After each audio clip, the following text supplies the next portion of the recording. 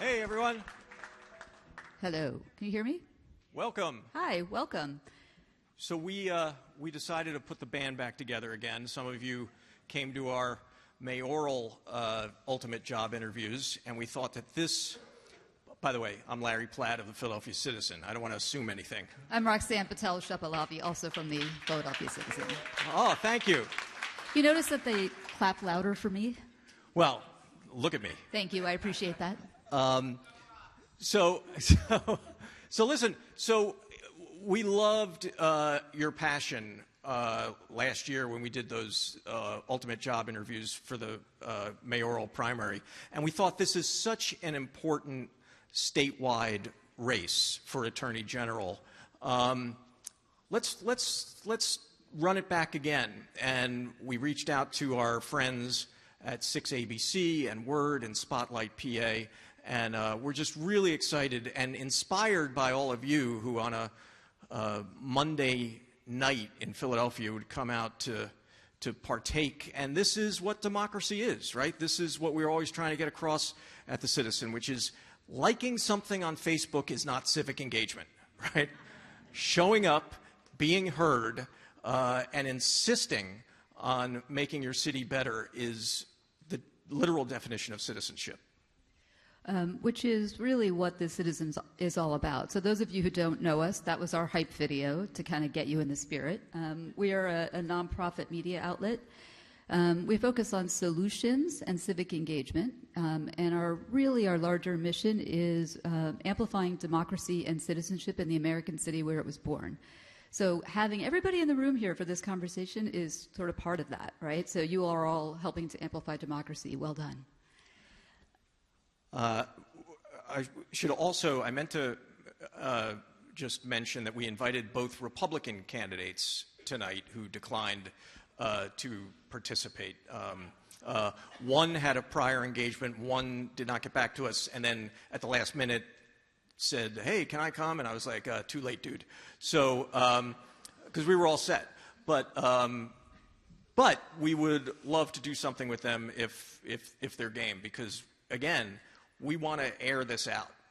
That's what we exist for. So, open call to them to make themselves heard in Philadelphia. So I just want to quickly, Larry mentioned some of our partners on this with us. I also want to mention the Lemfest Institute Every Voice, Every Vote program, which is partnering with us.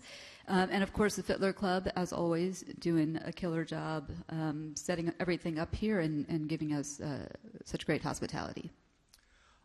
All right, so let's get this show on the road. We're going to, at the end, there'll be 15 minutes for audience questions. They're floating around here, cards that you can fill out and write your questions on, and people will... I think you're supposed to hold them in the air, and somebody will come collect them. And Citizen correct volunteer staff will collect them from you, and then you'll get a chance to possibly have your question asked at the end of our evening of all of the candidates who will come back up here. At this point, let's get this party started. Let's hand it over to the great Matt O'Donnell from 6ABC, who is up late tonight because he's off and on at the ungodly hour of 4 a.m. So Matt O'Donnell, 6ABC, thank you. Thank you.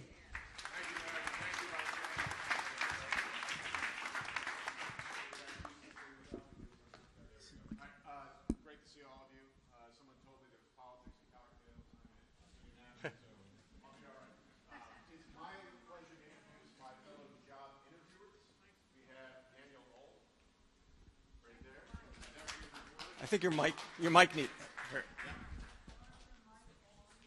There we go. How about that? Magique. Danielle is an investigative reporter for Spotlight PA, focusing on Pennsylvania State Police and the judicial system. She won a Pulitzer Prize special citation for her work at the Capital Gazette in Annapolis. Give it up for Danielle.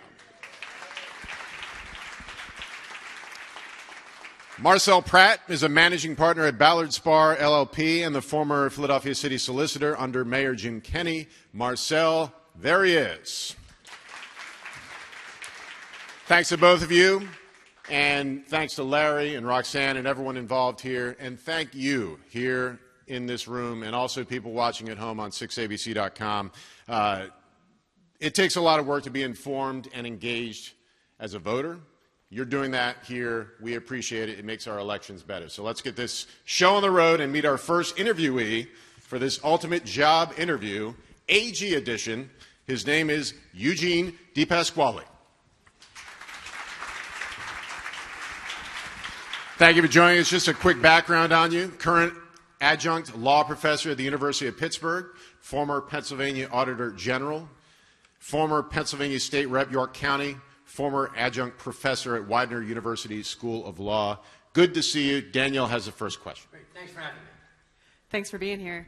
Mr. DePasquale, let's talk a little bit about the Office of Attorney General, shall we? It is perhaps unique in Pennsylvania in that it touches a lot of different areas, and past, folks who have held that office have been able to kind of make it in their image. I'm thinking now Governor Josh Shapiro had a real focus on consumer protection. Others might focus on criminal justice.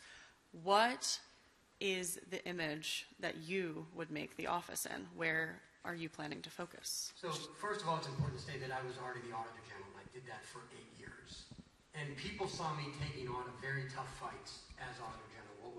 Whether it was finding the 3,000 untested rape kits or the 58,000 unanswered phone calls at the child abuse hotline, and also having a record of protecting Pennsylvanians in every single county.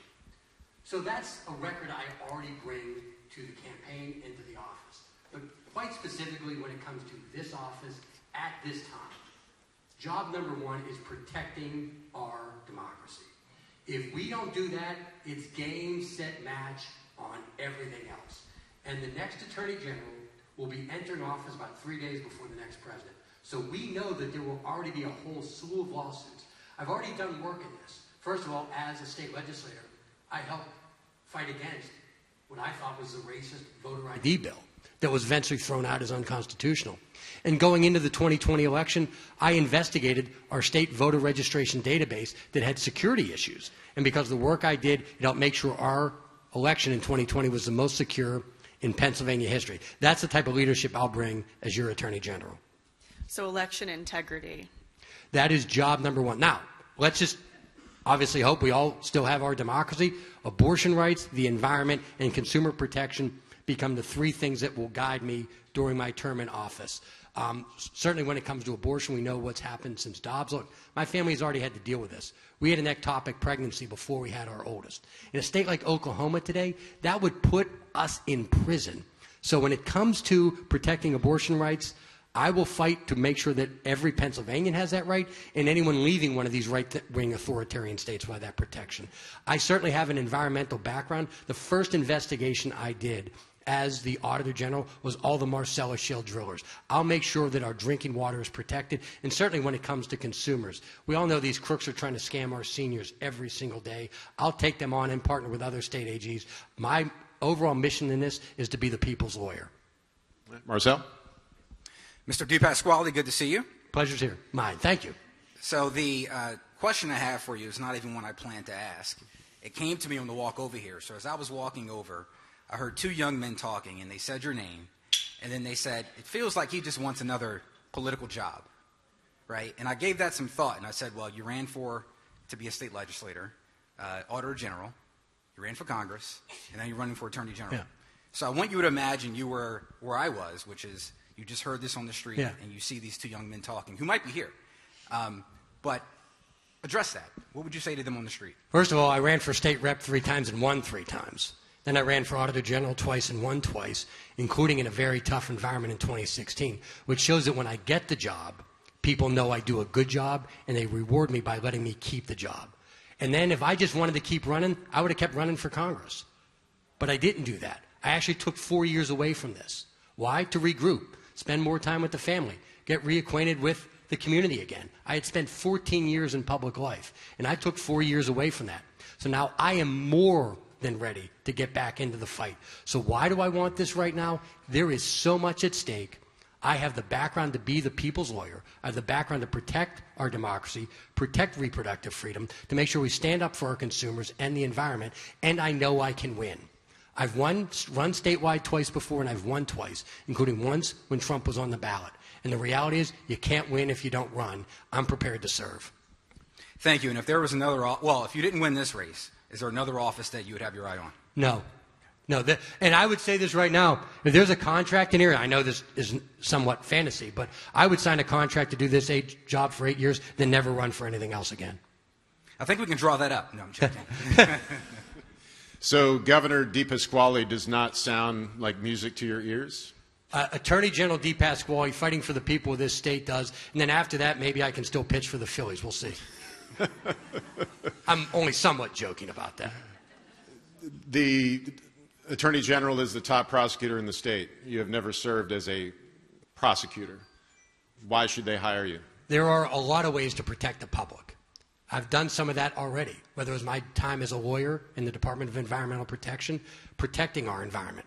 My time in the legislature, serving with Josh Shapiro on the Judiciary Committee, reforming our criminal justice system, helping make sure that our communities had the laws they needed to be better protected. And certainly my time as Auditor General, taking on tough investigations and being tough and fair on both sides. You know, look, I was tough and fair on Governor Corbett and tough and fair on Governor Wolf.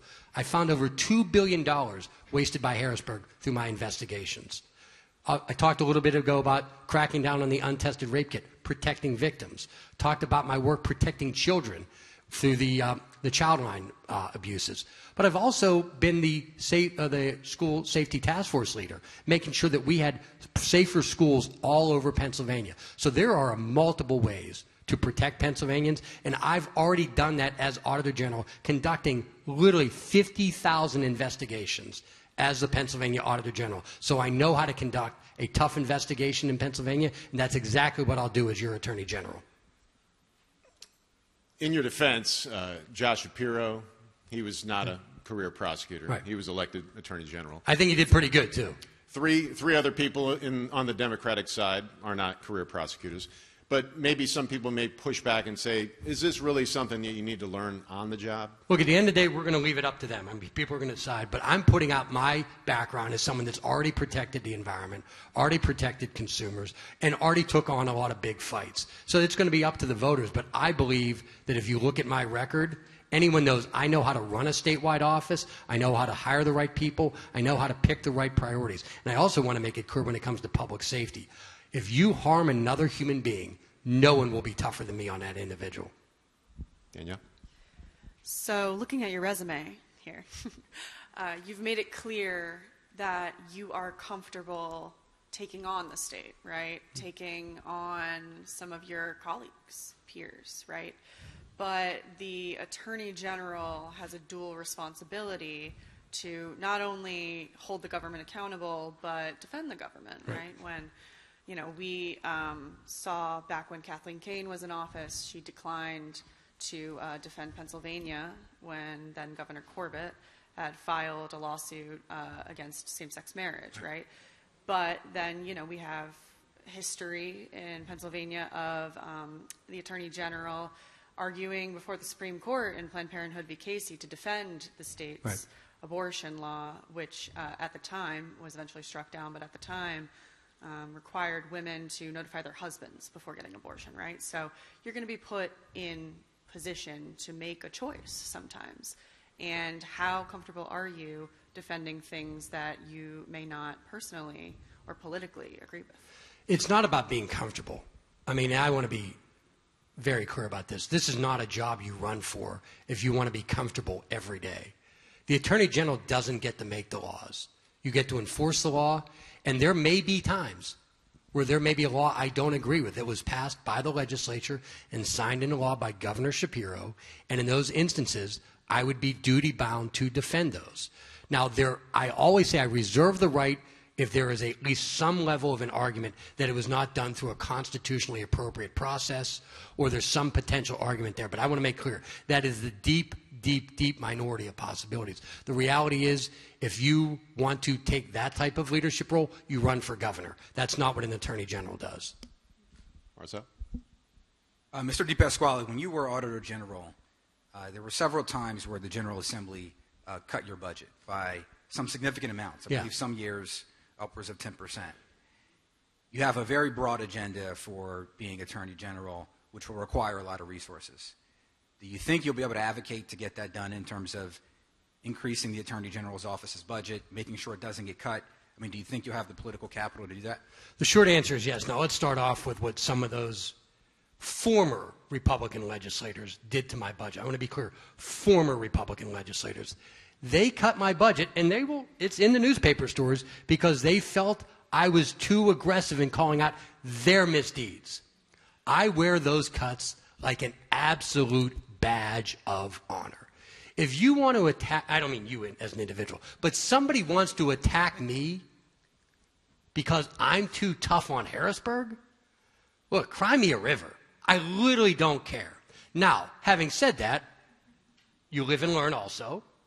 And I now know that there was probably some areas where I could have been a little bit more tactful in how I did that. Maybe could have been. But the biggest point is we now have a Governor Shapiro and a Democratic House.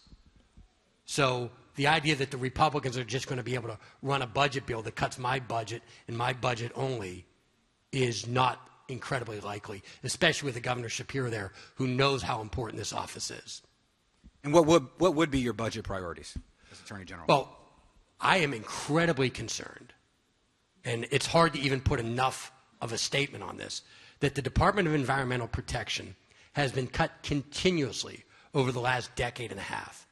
The Pennsylvania Attorney General is now the one that is standing there as the guardian for the environment. Not that you don't have good people there at DEP. There's a lot of really good people there. They just don't have the staff. So we are going to have to make sure that we are fully funded in our environmental protection unit.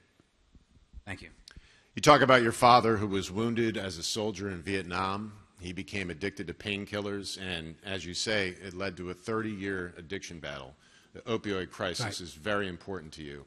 At the same time, you support the legalization of recreational marijuana. You say that the idea that marijuana is a gateway drug is a myth. Some might find those two things contradictory. How do you explain that? So first of all, to those that don't know, my dad was shot twice in the right leg, once in the left in Vietnam. He was sent to a military hospital where they prescribed him synthetic heroin. He eventually had a 30-year battle with addiction, started dealing, and had a 10-and-a-half-year federal prison sentence. So I'm seeking to become the first child of a convicted felon, elected Attorney General in Pennsylvania history. And I've seen both sides of the criminal justice system. I've had to visit a parent in prison. I don't say that as some badge of honor for me. You go visit your dad. That's what you do. So I've seen this, and what everyone out there should know as a result of that is nobody, I want to say nobody, is just a number for me. Now, we have a once-in-a-generation opportunity with the opioid settlement dollars. As your Auditor General, I've already investigated our drug rehabilitation programs of what works and what doesn't. As the Attorney General, I can make sure we're putting those dollars into the right programs and the right facilities to make sure we are truly putting a dent in this dreaded addiction battle that we're having. Now, specifically on marijuana, look, I know this may hurt me at a Democratic primary. I've never used it. But having said that, isn't it funny how the opposite used to be the case?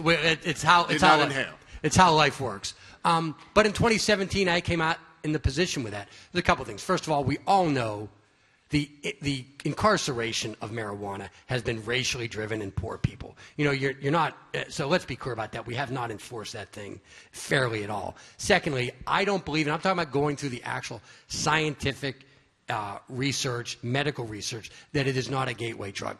I also believe, as someone who is, now my kids are a little older now, 20 and just turned 21, you know, God help us all, but I also believe if you really want to protect children, I believe regulating it and taxing it, getting some of the dangerous products out of it, and making sure you're selling it in a legal facility where you're only selling it to adults is the better policy.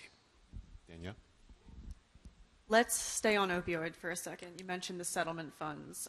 Spotlight PA, my colleague Ed Mahan has done a great reporting around the funds and the way they're being used. You know, you mentioned ensuring that the funds are used in a particular way, but the way the settlement works is, you know, that the vast majority of those decisions are going to be made locally. Right now, there's a bit of a debate over treatment versus, criminal justice, prosecution. As somebody who is, as you say, proudly the child of a convicted felon who dealt with, opioid addiction, what is your approach when it comes to folks who have substance abuse disorder or opioid use disorder and find themselves entangled in the justice system? We've tried the other approach of prosecution first for 4 to 5 decades, and the crisis is worse. So the first thing you do when you're digging yourself a hole is stop digging. To me, we've got to make sure that people that have addictions are getting treatment first. Now, I also want to be clear. If you're pushing this stuff on the kids, if you're pushing dangerous, products, I want to make sure that they're not going to get a pass from me at all. But when it comes to the people that have the addiction problem, we are going to make sure that they get the help they need. That will be my priority. Look, I've seen this firsthand. Now, I also, it sounds like a horrible story, and it is with my dad, but I also know because we were a middle-class family, and he was a veteran, he was also in the facility able to get the right type of treatment so that today he's healthier at 76 than he was when he went into prison at the age of 50. Why? Because he got the right treatment. And so we can do this if we do it the right way. And I've seen it firsthand, and that's the type of leadership I'll bring as your Attorney General. But should that kind of treatment exist just in prisons, as it sometimes only does? Oh, no. The short answer to that is no. As I try to tell people, the average cost of incarceration per inmate per year is about $50,000. The average cost of educating a child in Pennsylvania per child is, again, assuming no special education, is about $15,000 per child per year. I know where I'd rather put my money. And treatment itself, again, even if you're not thinking about the person that has the addiction problem, even if you literally don't care about that human being, as a taxpayer, it is much better for you financially if we get that person the right type of addiction help. That is better for the taxpayer, and it's certainly better for the individual and their family. Marcel? So I'd like your views on how well current law enforcement officials are doing here in the Commonwealth and in Philadelphia. And so I would like you to give a grade to Attorney General Michelle Henry and also a grade to Philadelphia District Attorney Larry Krasner, and explain that grade with examples. I think Michelle Henry's getting an A. I think she's doing a great job. I will just say this about Larry. I'm looking forward to working with him as the Attorney General. I know Larry can be challenging as an individual, but you don't get to pick everybody. The voters have elected Larry twice, and the voters made their decision. And if I'm the Attorney General, I'll work with every DA, including Larry. I don't get to pick and choose who I work with. So what's the grade? Well, Michelle's not running again, so I feel more comfortable giving her the grade. Larry still has time left on his term, so I'll let you know at the end of the term. Okay. Michelle Henry chose to allow an appointment date to pass when it comes to the SEPTA special prosecutor. Yeah. Larry Krasner filed a lawsuit to stop it from happening. SEPTA said they would like one of these. What would you do? So my job as the Attorney General is to work with everybody to make sure we're better protecting the public. So I'm not happy with how Harrisburg went about that legislation. I'm not sure it's the right approach. But I want to also make it clear. I took public transportation when I was a kid. My kids took public transportation when they were kids. I want to use every tool in the toolbox to partner with the district attorney and the mayor of Philadelphia to make sure that we are protecting people on SEPTA. Violence against individuals on SEPTA is unacceptable. People have the right to go to work. They have a right to go see a show. They have if it's young, look, my daughter's ridden that several times when she's going to work, leaving Temple to go, where her job is. And I don't want to disclose where that job is. But, people have a right to do that without getting physically harassed or harmed on that. So as a community, whether it's the Attorney General, DA, Philadelphia city government, we should all be working in partnership and using every tool in our toolbox to get that done. Let's put the egos aside and let's make sure we're protecting the people on SEPTA. So let's follow up on that. Specifically, do you think the legislation is constitutional? That's the first part. And then second, is it good policy? I want to be clear. I think it's a no on both. Okay. I think it's a no on both. But if the courts rule it's constitutional, then you're stuck with, we have this policy. And again, if I'm passing the law, I would have sat down with the DA, with SEPTA, and say, how can the Attorney General do better by you and vice versa. That's how I would have gone about it. But that's not the path they chose. So if they give this special prosecutor legislation, I'm going to sit down with Larry and say, look, Larry, courts ruled it's constitutional. I'm not happy about it. You're not happy about it. But what's a way we can use this thing to actually make sure we're better protecting people on SEPTA? So I get your point. I don't like it in either area, but the legislature passed it and the governor signed it into law. If the courts uphold it as constitutional, I think we then take the tools that exist in that law to make sure we're better protecting the public. Thank you. You satisfied? Now I am. Marcel is tough. I'm telling you, man. Hey, look, I'm the one. I chose to run. I can't complain about tough questions. We got like 16 seconds here. Throw a question out here to you. Most inspiring leader for you, and how would you lead? Most inspiring to me is Abraham Lincoln. What Lincoln had to do during the Civil War is still mind-blowing.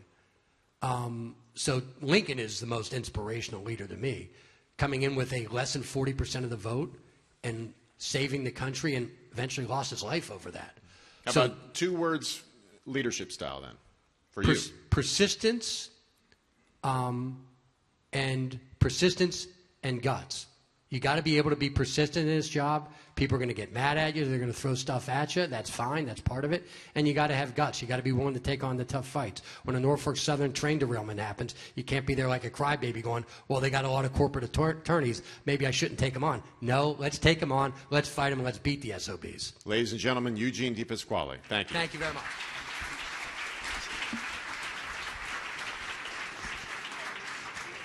Thank you very much. Thank you, Matt. Yes. And now calling in, Jack Stollsteimer.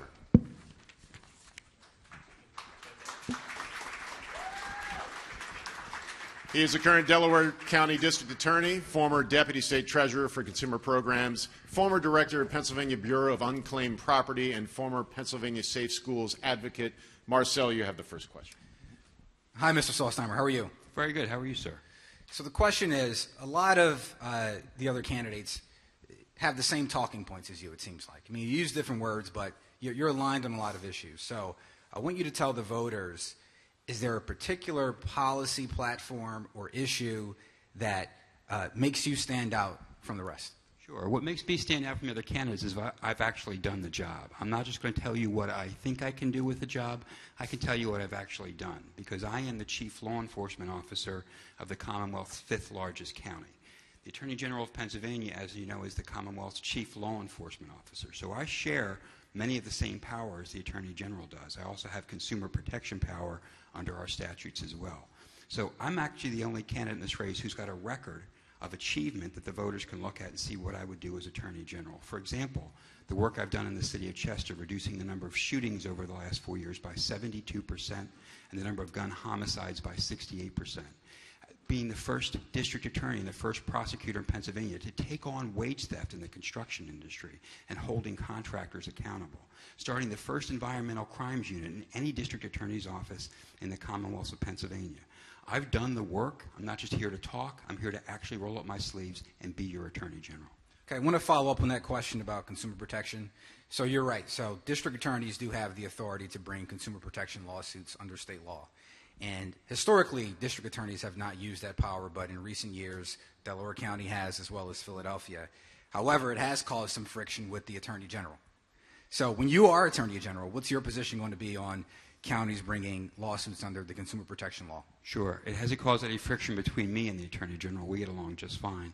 I've used the consumer protection statute in Pennsylvania to sue the opioid distributors, and I brought $60 million home to Delaware County by the successful settlement done by Attorney General Shapiro. Under that settlement, we've got $60 million to help people with substance use disorder for the next 18 years.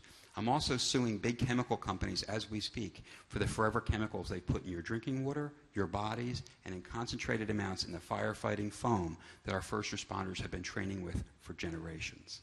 So I have no problem thinking we need more and more people standing up to protect our consumers, whether it's a district attorney or the Attorney General. There's a problem, as you know, right now in our courts about who gets to settle these cases. And the District Attorney of Philadelphia and the District Attorney of Allegheny County didn't choose to join the opioid settlement. That will be resolved by the courts. When I'm Attorney General, I want to work with every one of my district attorneys. I am their colleague right now. We're going to bring as much power as we can to protecting consumers in Pennsylvania. Thank you. Drilling down a little bit more on crime, you have your results that you cited in the city of Chester, once one of the most dangerous cities in the entire country. You've also said, and I'm quoting here, we cannot legislate or arrest our way out of the gun violence problem. We need to work as a community. Now, to some that might seem a little Pollyannish. It might seem somewhat naive, with all due respect. How do you portray yourself as a true crime fighter when you also say, hey, let's do a little kumbaya at the same time, if you will? Well, Matt, that's why you have to understand the program we've done in Chester and why it's worked. Because we have brought the community and law enforcement together in a program that focuses on the 1% of people who commit 75 to 80% of the shootings. And we've told those people, we know who you are, we know who you run with. We're going to help you get out of this life if you let us, but we're going to stop you if you make us. You have to give people an opportunity, a carrot as well as a stick, just like a good parent would. And we've done that. Because we backed up our words with actual actions, that's why we've seen those great reductions in violent crime. That's happened, Matt, there's about 25 years worth of evidence that shows that this program can work in any community across the United States and across Pennsylvania.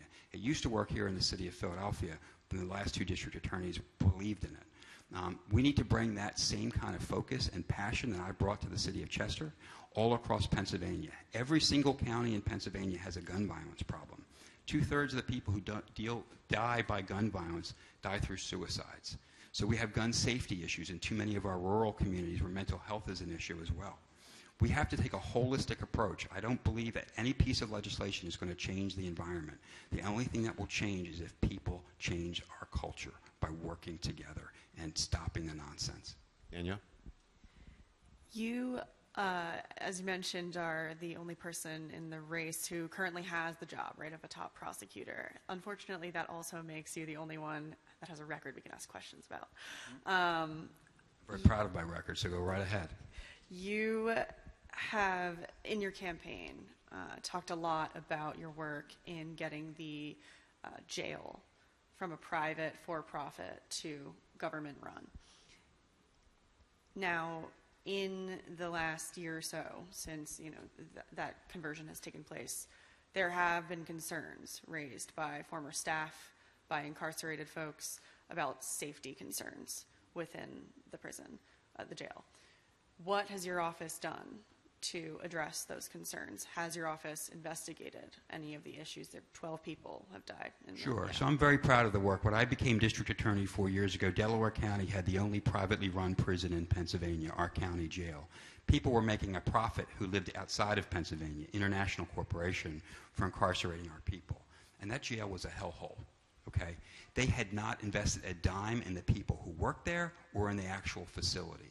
That's why when the county took it over, we're having to spend upwards of $40 million just to bring it up to standards. We've actually had defendants who have asked us for higher sentences because they want to go to a state facility because they've been in our county jail and they know how bad it's been. So what we're doing as a county government is standing up for those folks we're incarcerating, because what we know is that the way we treat people who are prisoners of ours because of bad acts they may have committed reflects on the kind of society we are. And myself and the people in Delaware County Council, we're not proud of the way that prison has been run. And we're doing our best to make sure that it gets up to a standard of high care. And for the deaths that have happened in that prison, every jail in Pennsylvania has people die in it. It's unfortunate, but that's the truth. And what we've done as district attorney is we've investigated every single one of those incidents. And we didn't always happen in Delaware County before. We didn't know. My criminal investigation division now has an open line of communication with the warden and her staff. Every time there's an incident in that prison, we're there and we're investigating and holding people accountable.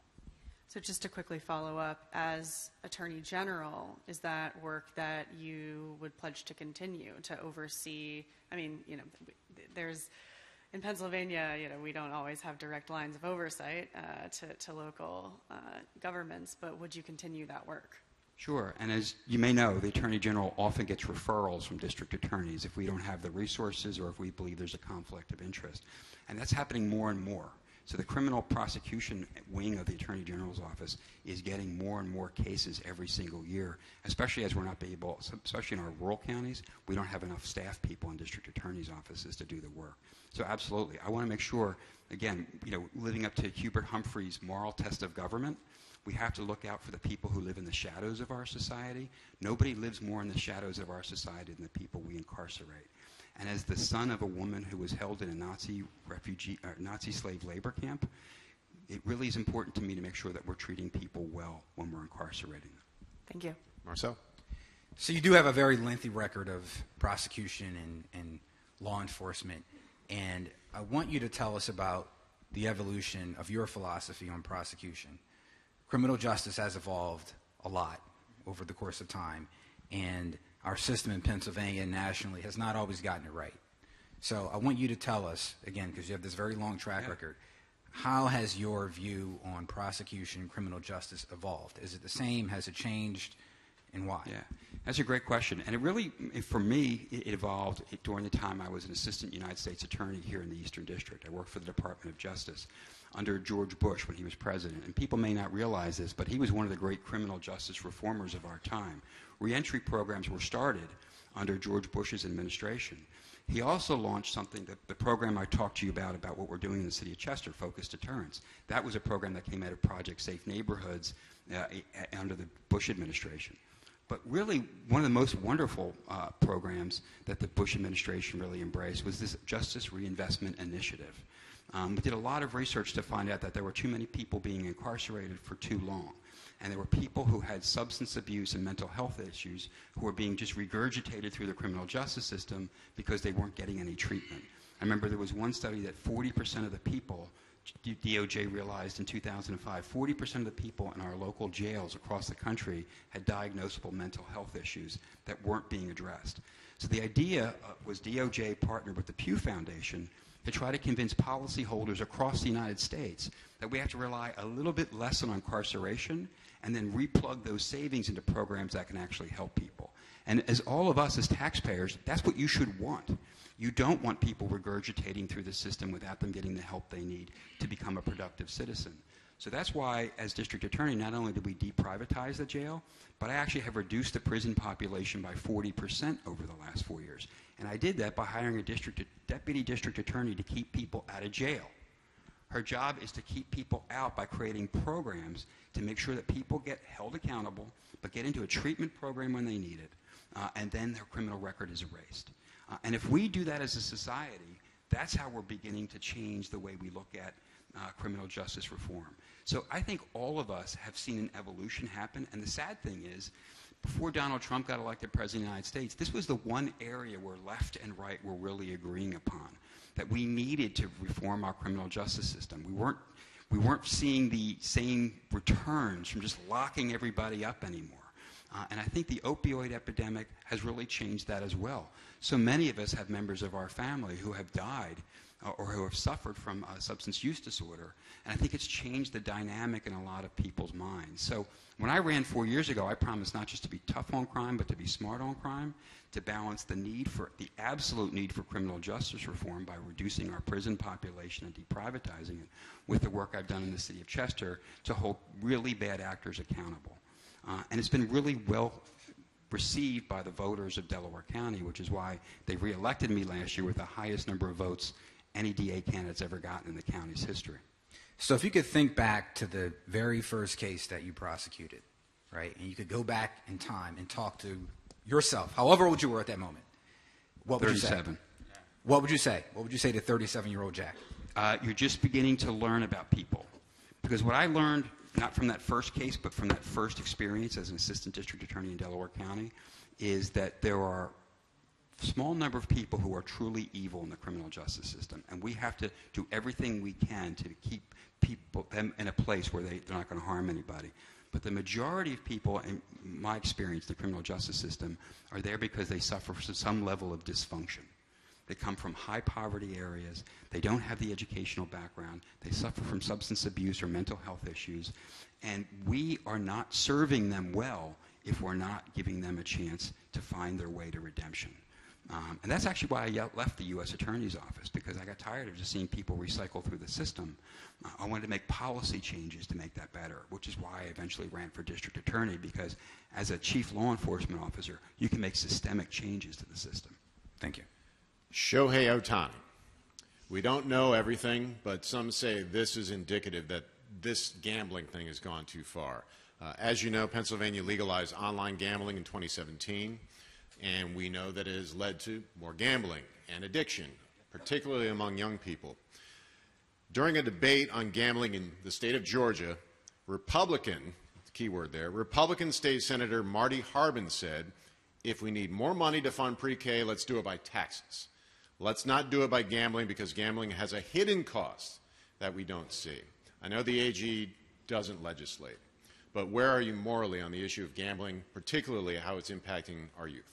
As a person who's never laid a bet in his life, I don't believe in gambling. I think, Matt, it's a great question, because I think we're getting to the point in our society, because we don't want to raise taxes on ourselves or the rich people in this country or corporations. What we're doing is taxing vices. And we're almost at the end of that experience. There's not many vices left to tax. What we're doing in gambling, not only do we have legal casinos, but now we have these unregulated skill machines that are popping up in every convenience store that's not a Wawa or 7-Eleven, in laundromats, in bars, all across Pennsylvania. They are completely illegal. There's been some local court decisions saying they're not. They're actually a skill game. My office, we get a grant because we have a casino in Delaware County to go after illegal gambling, and it's like putting your finger in a dike, because these things are everywhere. So as a DA's association, this year we sent a letter to the governor and the legislature asking them to regulate and tax these skill games. We can't get rid of them. They're everywhere. We might as well start using the revenue in a positive way. And if we could go back in time and the legislature could have acted when this problem first put its head out of the sand, maybe we could have stopped illegal gambling from being all across Pennsylvania. Again, I don't know. I think the worst, and this goes with recreational use marijuana. People want to legalize marijuana, right? And you always hear this excuse, well, we'll just tax it. I think that's the wrong reason to do anything. You say guardrails when it comes to legalizing pot. Yep. What do you mean by guardrails? Name a few. Yeah, first of all, so in Delaware County, I decriminalized the personal use of marijuana. So if you've got less than 30 grams on you, you're not getting arrested anymore, because that's considered under our law personal use. But we have to have an actual discussion in the legislature about the level of THC that's in the marijuana. I'm told it's much higher than when you guys were a lot younger than me, but when I was young. And we have to have, discussions about how it gets distributed. I have two 18-year-old children, so I asked my daughter about a year or so ago, are people getting, you mean the stoners? I'm like, yeah, are those people? She said, oh, yeah, they get marijuana all the time. They're getting gummies, and they're putting it in the vapes. So it's changed over time. The access to it is so readily available. But I think that has to be part of the discussion. What can we do more if we do legalize it to try to keep it away, particularly from younger kids? There are people who react very badly to marijuana.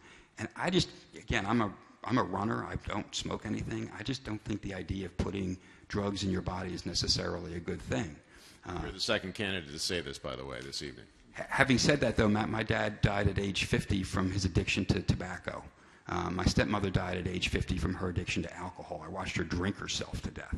So, there's legal products out there now that are just as bad for you. But I think this is a question the entire society needs to weigh in on through actual legislation, not in the, late at night like they usually do things in the Pennsylvania legislature, but an actual process where we all get to weigh in. Danielle? We've been talking a lot about prosecution. Let's talk about mercy. If you are Attorney General, you will sit on the Board of Pardons, where you'll hear applications from folks who are looking for a second chance or feel that they never got a proper first chance in the first place, right? So what is your approach to pardons? Some life without parole applications will require unanimous consent to get sent on to the governor. Great question. So I absolutely believe in redemption. I think it's the second most powerful emotion in the world after love. And having my family history of redemption is a very important thing. I've taken that approach in Delaware County as district attorney. So I helped Attorney General Shapiro set up the conviction integrity unit within the Attorney General's office that's available to all district attorneys. And I actually sent the very first case to that conviction integrity unit, somebody who had been convicted in 1980, first-degree murder. After the review, the first-degree murder charge was taken away, and the man was released after pleading guilty to the third-degree murder he probably should have been originally charged with.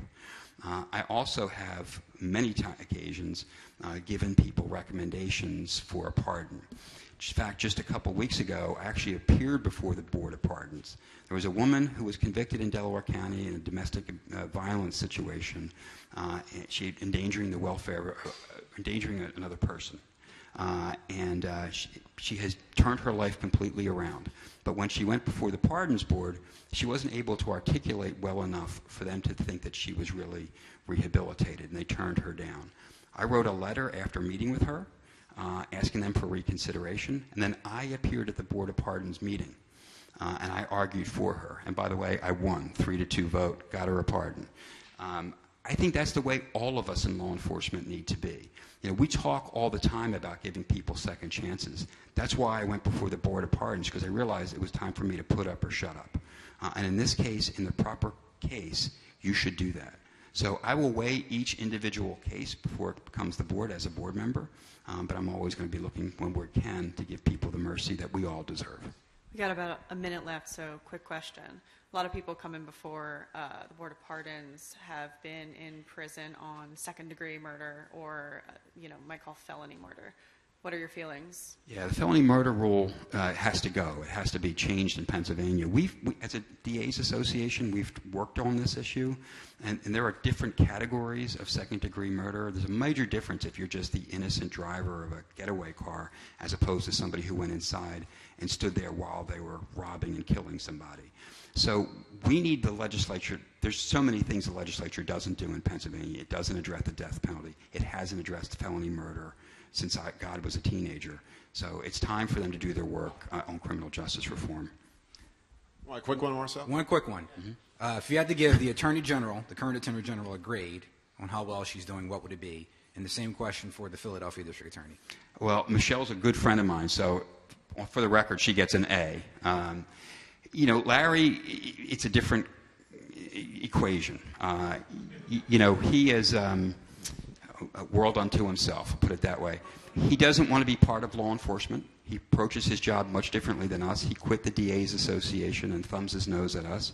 And he has increased the violence and crime in our region by some of the programs he's put into place. You know, the program where people are allowed to steal up to $499 in the city of Philadelphia from retailers? They're now coming out to Delaware County and finding out that we don't have the same program, and people are getting arrested and fingerprinted when they steal from our retailers. So I think he has to change his mentality if he wants to continue to be district attorney of Philadelphia. I love what Mayor Parker is doing, and I think that's where the public sentiment is. We have to address violent crime in a smart, compassionate way. So a grade for the Philly DA? Give him a C. How's that? Gentleman C. Jack Stollsteimer, ladies and gentlemen. Thank you. Thanks, Matt.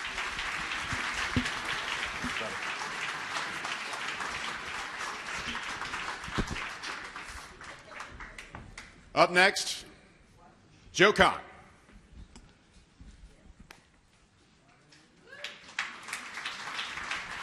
He is a partner of Curtin & Hefner, LLP, former Bucks County Solicitor, former Assistant U.S. Attorney for the Eastern District of Pennsylvania, former Assistant District Attorney of Philadelphia under D.A. Lynn Abraham.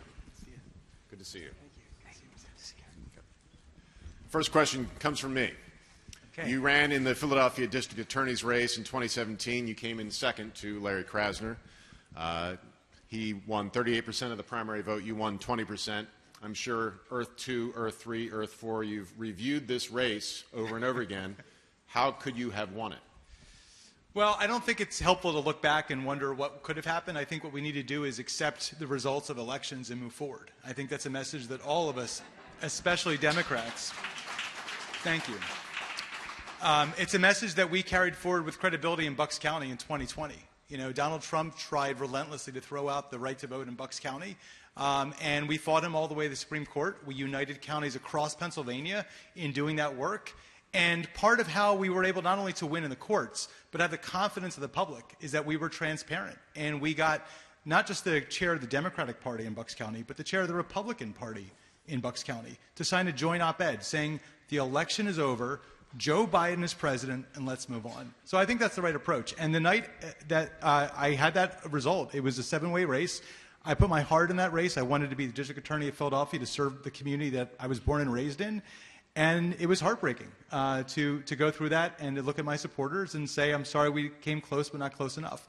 But the first thing I did was I called Larry. I said, Larry, congratulations. You won fair and square, and I'm going to do everything I can to work in partnership with you. And that's what I think the next Attorney General needs to do. The next AG needs to work not just with the DA of Philadelphia, but the DAs of all 67 counties. And I'm proud to have done those kinds of partnerships during my 24-year service, and I hope to continue to do that as Attorney General. As a follow-up really quickly, if you were to become Attorney General and if former President Trump were to win the White House back, what types of things would you think you would be preparing for? I wish I didn't have to answer that question, but we do. And I think it's something we all need to think about. I think that, Josh Shapiro went into the AG's office thinking he was going to be working in partnership with President Hillary Clinton. And instead, with a lot of my friends that were former federal prosecutors, he had to go and take the president to court on a regular basis on issues like immigration. This is an issue that's really personal for me. I am the son of a Pakistani immigrant who wouldn't have been able to come to this country in the 1960s if there had been a ban on all Muslims coming into America. So we all have a pretty good idea of what Trump is bringing if he comes back. And I think that whether it's protecting the rights of those who weren't born here, it's protecting our voting rights, it is protecting the rights of people who are charged in federal courts by Trump's U.S. attorney. These are areas where the Attorney General is going to have to be vigilant. Now, I'm going to work as hard as I can to make sure that doesn't happen. And I see it as my obligation not only to win an office that's really hard for Democrats to win. Only 2 Democrats have ever been elected Attorney General because the Republicans will talk tough on crime. And I'm not going to let them do that, with me. I have a 16-year career as a prosecutor. But God forbid that happens. If they win the White House, we're going to have to make sure we have an AG who is there to protect our rights. And this is not going to be a time for on-the-job training. I stopped Trump back in 2020, and if we are there again, I will stop him again. Danielle? Let's talk about civil rights. I see you have a pride flag pin on tonight. We know that this has been a particularly fraught time for people in the LGBTQ community. Just this weekend, there was a bomb threat against the leader of Lancaster Pride and shut down whole city blocks until they were able to clear that. Pennsylvania is a state that often changes, as you just talked about, changes political parties, and let's say that somewhere along your term as Attorney General, there comes a law like we see in other states that is barring transgender folks from using the bathroom that they want to or joining sports teams that they want to. You, as Attorney General, are sometimes in the position of having to defend and, stand behind laws that you might not agree with politically.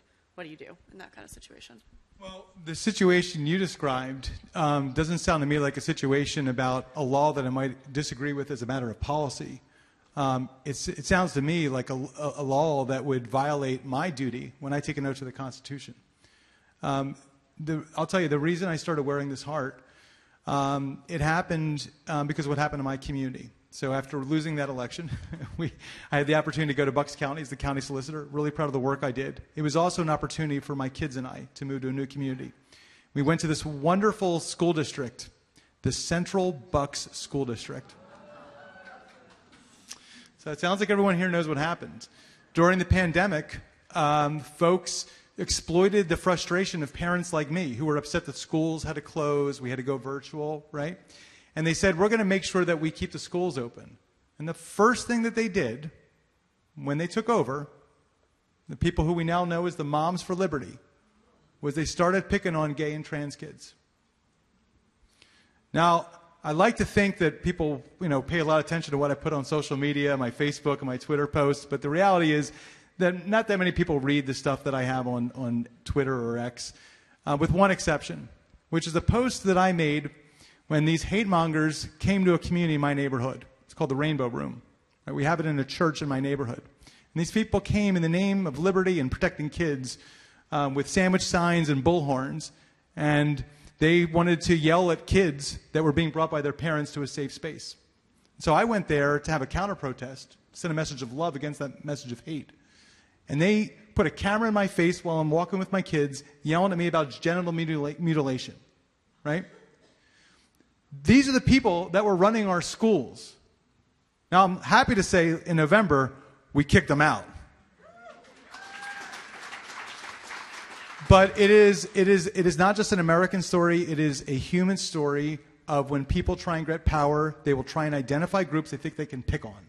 And that's what we dealt with in Bucks County. They were picked on the trans community, in county government for 2.5 years. We heard about drag queens story hour. There was all these attempts to try and make people feel like gay and trans members of our community were somehow other, and therefore it was okay to pick on them and have discriminatory policies. So if I see laws like that as Attorney General, am I going to defend them when they fly in the face of not only the U.S. Constitution, but the Pennsylvania Constitution?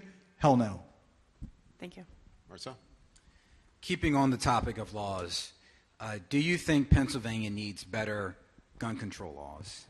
And to follow up on that question, I want you to also answer whether or not municipalities like Philadelphia should have the authority to enact their own gun laws. Because as I'm sure you know, municipalities are preempted under state law from having their own gun regulation laws. So do we need better laws? And if so, should cities like Philadelphia have the ability to do so? Yeah, the answers are yes and yes. And I first want to thank you for your work on this issue. And as you may recall, I don't just believe this to be true. When I was the county solicitor in Bucks County, I took that opportunity in a number of areas to bring county solicitors across Pennsylvania together on a variety of issues, including this one. And we went to the courts as when we call it amicus briefing, right? To basically assert a position in court with the gravitas of major counties across Pennsylvania to say that municipalities like Philadelphia ought to be able to pass their own gun laws. And this is a position that I've taken publicly, and it's a position that I would continue to support as Attorney General. And in addition to the common sense laws that we've seen in places like Philadelphia and Pittsburgh, there's federal laws that we've had on the books before. We had an assault weapons ban. It didn't violate the Constitution. It just wasn't renewed because there were career politicians in Washington that couldn't get it done. And so am I in favor of these kinds of laws? Absolutely. Do I think we need to do more than just pass common sense gun laws? We do. And I think we need to be very smart and thoughtful in the approach that we take in enforcing the laws that we have. But 100% there's room for improvement. And whether it's at the state level, the local level, or the federal level, we need to do more. And what are examples of some common sense gun laws?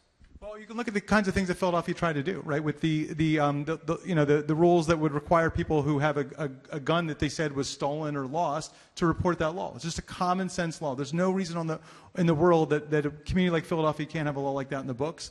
But again, I'll point to the assault weapons ban. There really is no reason for people who want to go hunt or protect their homes to have these weapons of wars like AR-15s and AK-47s. Again, in my view, these are common sense issues, and I think that being someone who's a prosecutor, a career prosecutor, gives me a bit of credibility to make those claims because I have plenty of experience enforcing the laws in the books, but having more protections is good for everyone. You went after Johnson & Johnson and Purdue Pharma for pushing opioids as solicitor, and you did mention during a debate in central Pennsylvania recently that you don't care if it's David versus Goliath. You're just going to do what you think is the right thing. Explain this thinking and why it wouldn't lead to needless prosecutions, spitballing in a way. No, we're not talking about spitballing. We're talking about having the courage to do the right thing. And so when I was referring to the David versus Goliath question, this was a question when I was on CNN. And they said, well, wait a second. You're going after TikTok, Facebook, Snapchat, Instagram, YouTube. These are some of the largest companies in the world. You're the solicitor of the fourth largest county in Pennsylvania. Isn't this David versus Goliath? And the answer was, this is a fight that we need to take on. And I wasn't spitballing. I'm an attorney. I've been an attorney for 24 years. I have a reputation as a prosecutor, as a civil attorney, of following the facts. And the best evidence of the fact that we had the evidence is that after we filed this suit, 41 attorneys general, including Pennsylvania's attorney general, joined that lawsuit. Okay? And so it's a question of having the leadership, and I think as Attorney General, part of what I'm going to bring to the table is my ability to work with others. It's not just that I brought that lawsuit as the county solicitor. I went across the street, because I speak Republican, and I went to my friend, the district attorney, who's the only Republican. He was the only Republican DA in the Southeast, Matt Weintraub. And I said, Matt, we got to get the bad guys. They're going after our kids, and we can do something about it. You've got this consumer protection power as the DA, and if we team up, we'll send a great bipartisan message. And he agreed because we actually had done this before when we went after polluters who were responsible for forever chemicals in our water, right? We took those companies on together.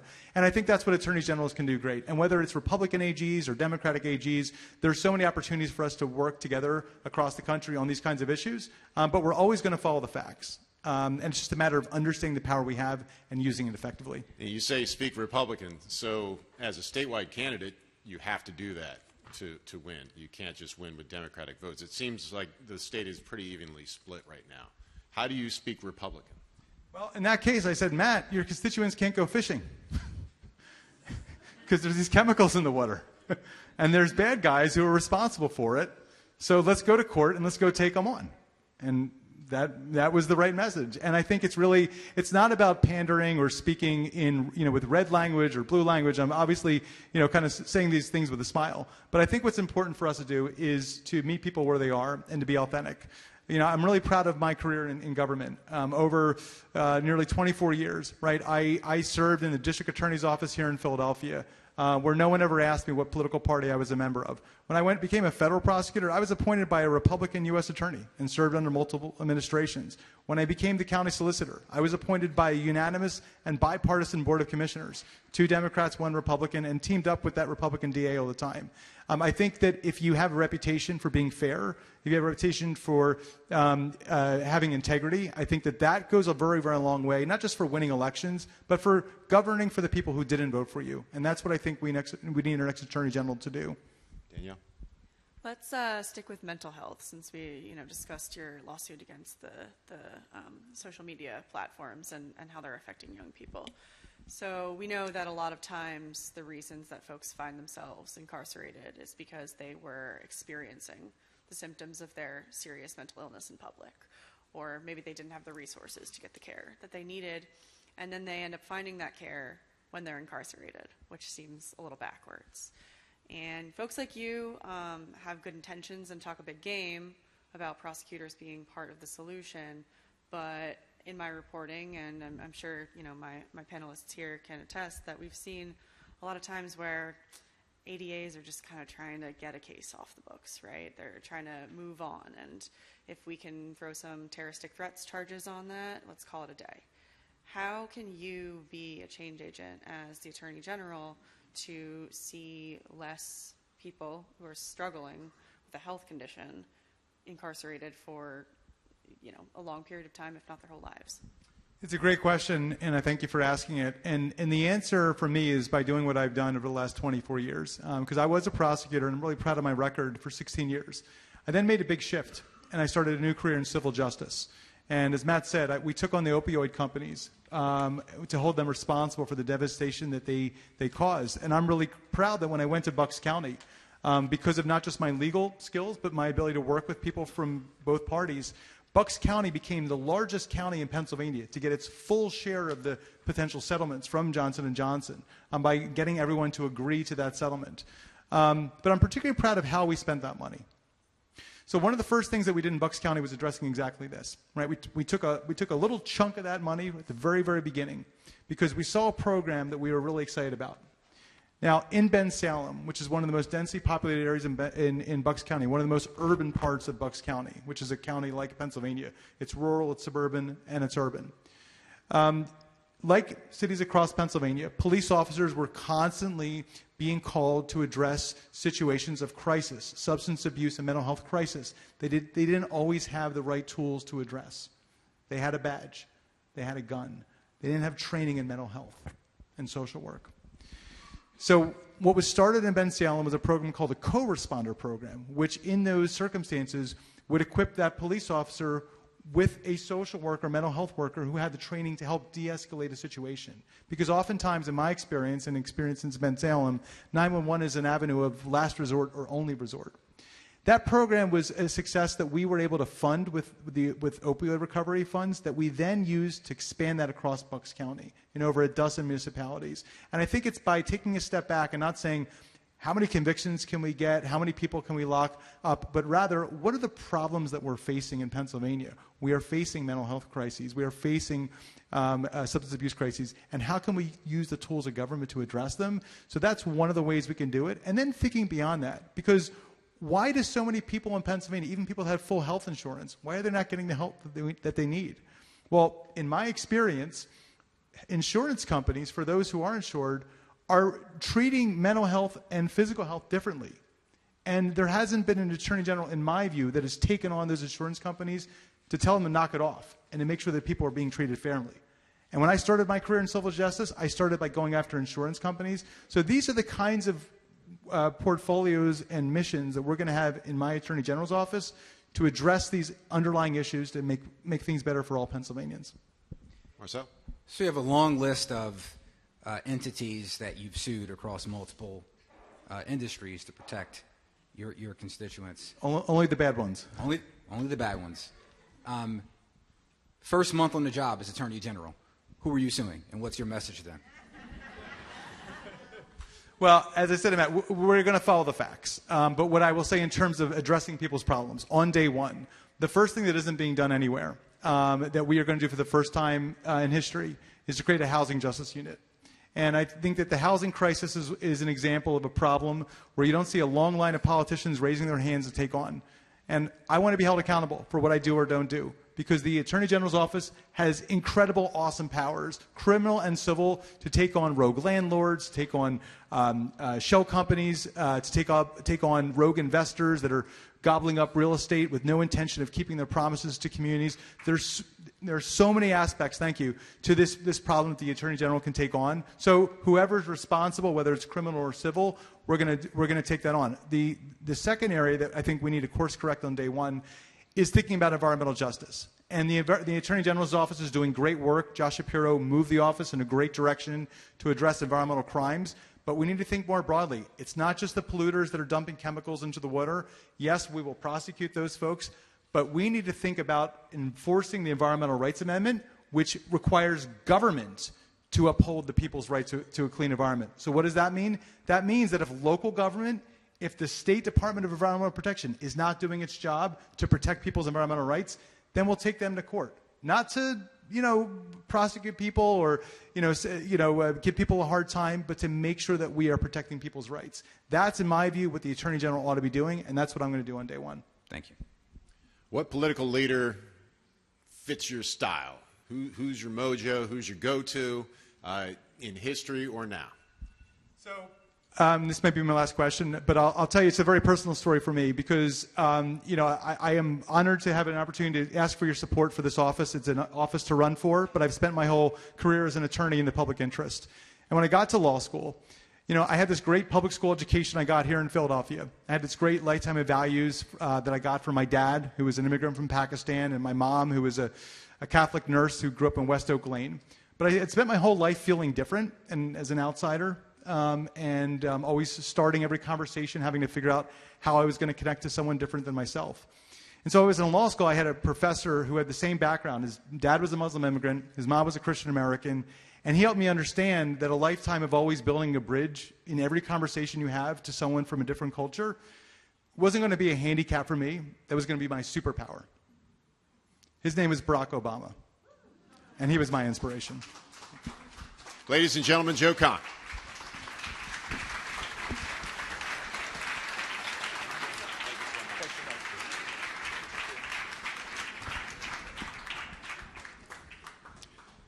Now introducing Keir Bradford-Grey.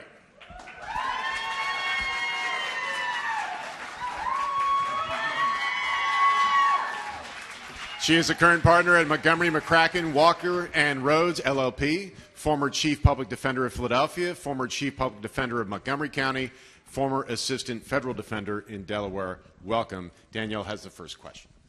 Thank you so much for being here. No, my pleasure. So you had the privilege of running the Philly Defender for a while, and I am curious, during your time as the head of that office, you spoke a lot about going up against the well-resourced other side. I think it's no secret that public defense is woefully underfunded in Pennsylvania. Yeah, it's everywhere. Yes. Why now run for the office that is perhaps the most well-resourced member of the other side, right? There's a lot of focus on the Attorney General as the top cop of Pennsylvania. Why do you want to be the top cop? Well, I want to be the people's lawyer. So, and that's also what the Attorney General's office is called. But this is really a natural progression of my work. This is the baby's upstream position, where you really get to the root of the issues to not only improve public safety, but improve people's lives. So when I look at what public safety is, when I was the chief public defender, or when I was even a public defender, it was basically people who had had all the disinvestments that happened in their lives now sitting next to me at the defense counsel table. And I had to figure out how to fix that. So, as my office did, we didn't just fight in the courtroom. We really looked to make sure we attached people to meaningful services so they didn't come back. But if I could use a role to really get to the root cause of the issue so that it was more preventative in nature, I would rather be able to do that. And with resources, I can do what I have done, protect people in so many ways on so much more of a higher level. So this role has the ability to do some really great things and tackle the issues of today head on. With those resources, this is a job that has so many different responsibilities. What is the image that you are going to make the office in? What is your image? My image is to make sure that people know that they will be protected, respected, and connected by that office. And that means that wherever the threats are meeting them, I will be able to take those on and help them.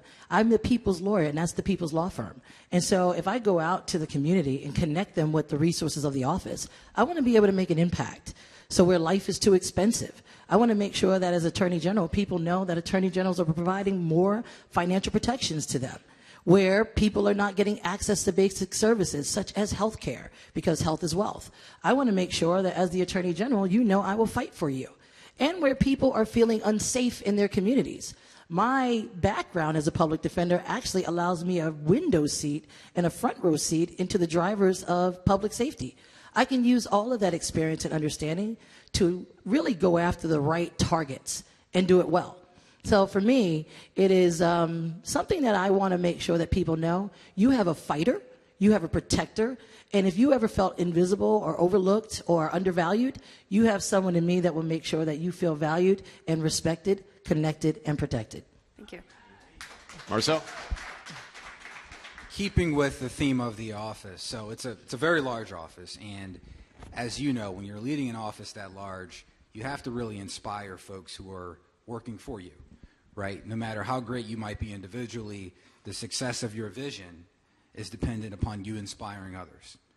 So as a career public defender who would be taking over the Attorney General's office, you might have some folks in the office who are a bit skeptical, right? Because they might be career prosecutors.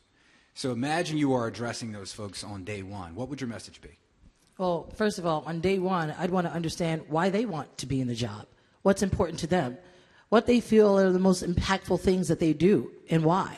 And if they have some thoughts and suggestions on things that we can do beyond that.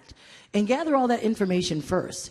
I'll only have my vision in my head, but really to get feedback and information and input from them can help my vision even get better, because I'll know what I have in that office that I have to start with. There's a lot of great institutional knowledge in that office. But it's always great to bring in new people, too, to make sure that we're looking at the institutional knowledge as well as bringing new thoughts and creative ideas to those things. And I give everybody a chance. If you want to work and we want to make sure that we're looking at the ways that we can help people in their everyday needs, then we should be really attuned to what the community is dealing with in rural Pennsylvania and more urban Pennsylvania, and just areas where they're kind of a mixture of both. But I think that you have to understand what makes the people in there tick. Why are they there? What do they like? And what do they seek to improve? So I think that that's the best way to go about it on day one. And then we start to work together and create a vision that we can both have buy-in from. When I say both, me and the staff have buy-in. And we create what we call our values-driven approach to using that and operationalizing that vision. Do you anticipate any turnover, or do you think you'll keep the office primarily intact?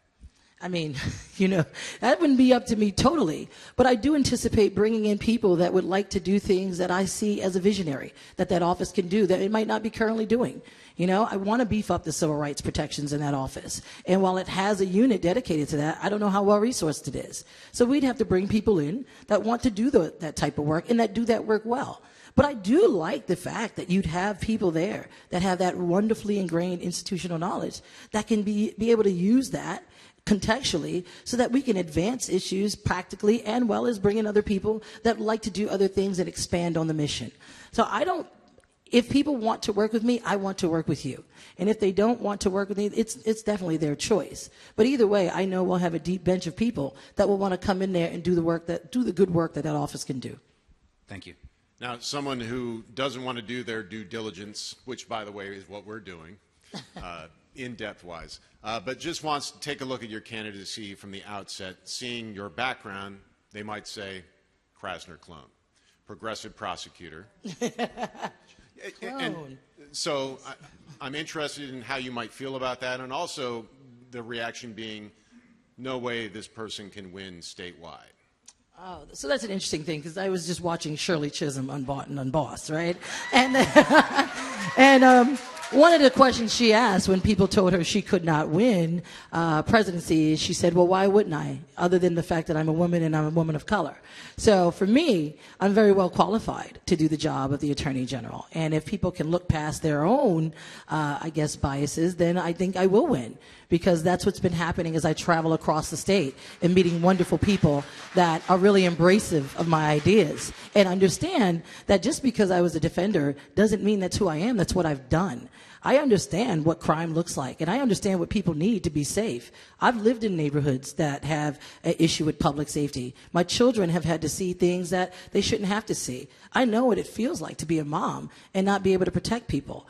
And when people think that a defender can't do a job of a prosecutor, I had to tell them a defender is a lawyer that plays in the same arena as a prosecutor.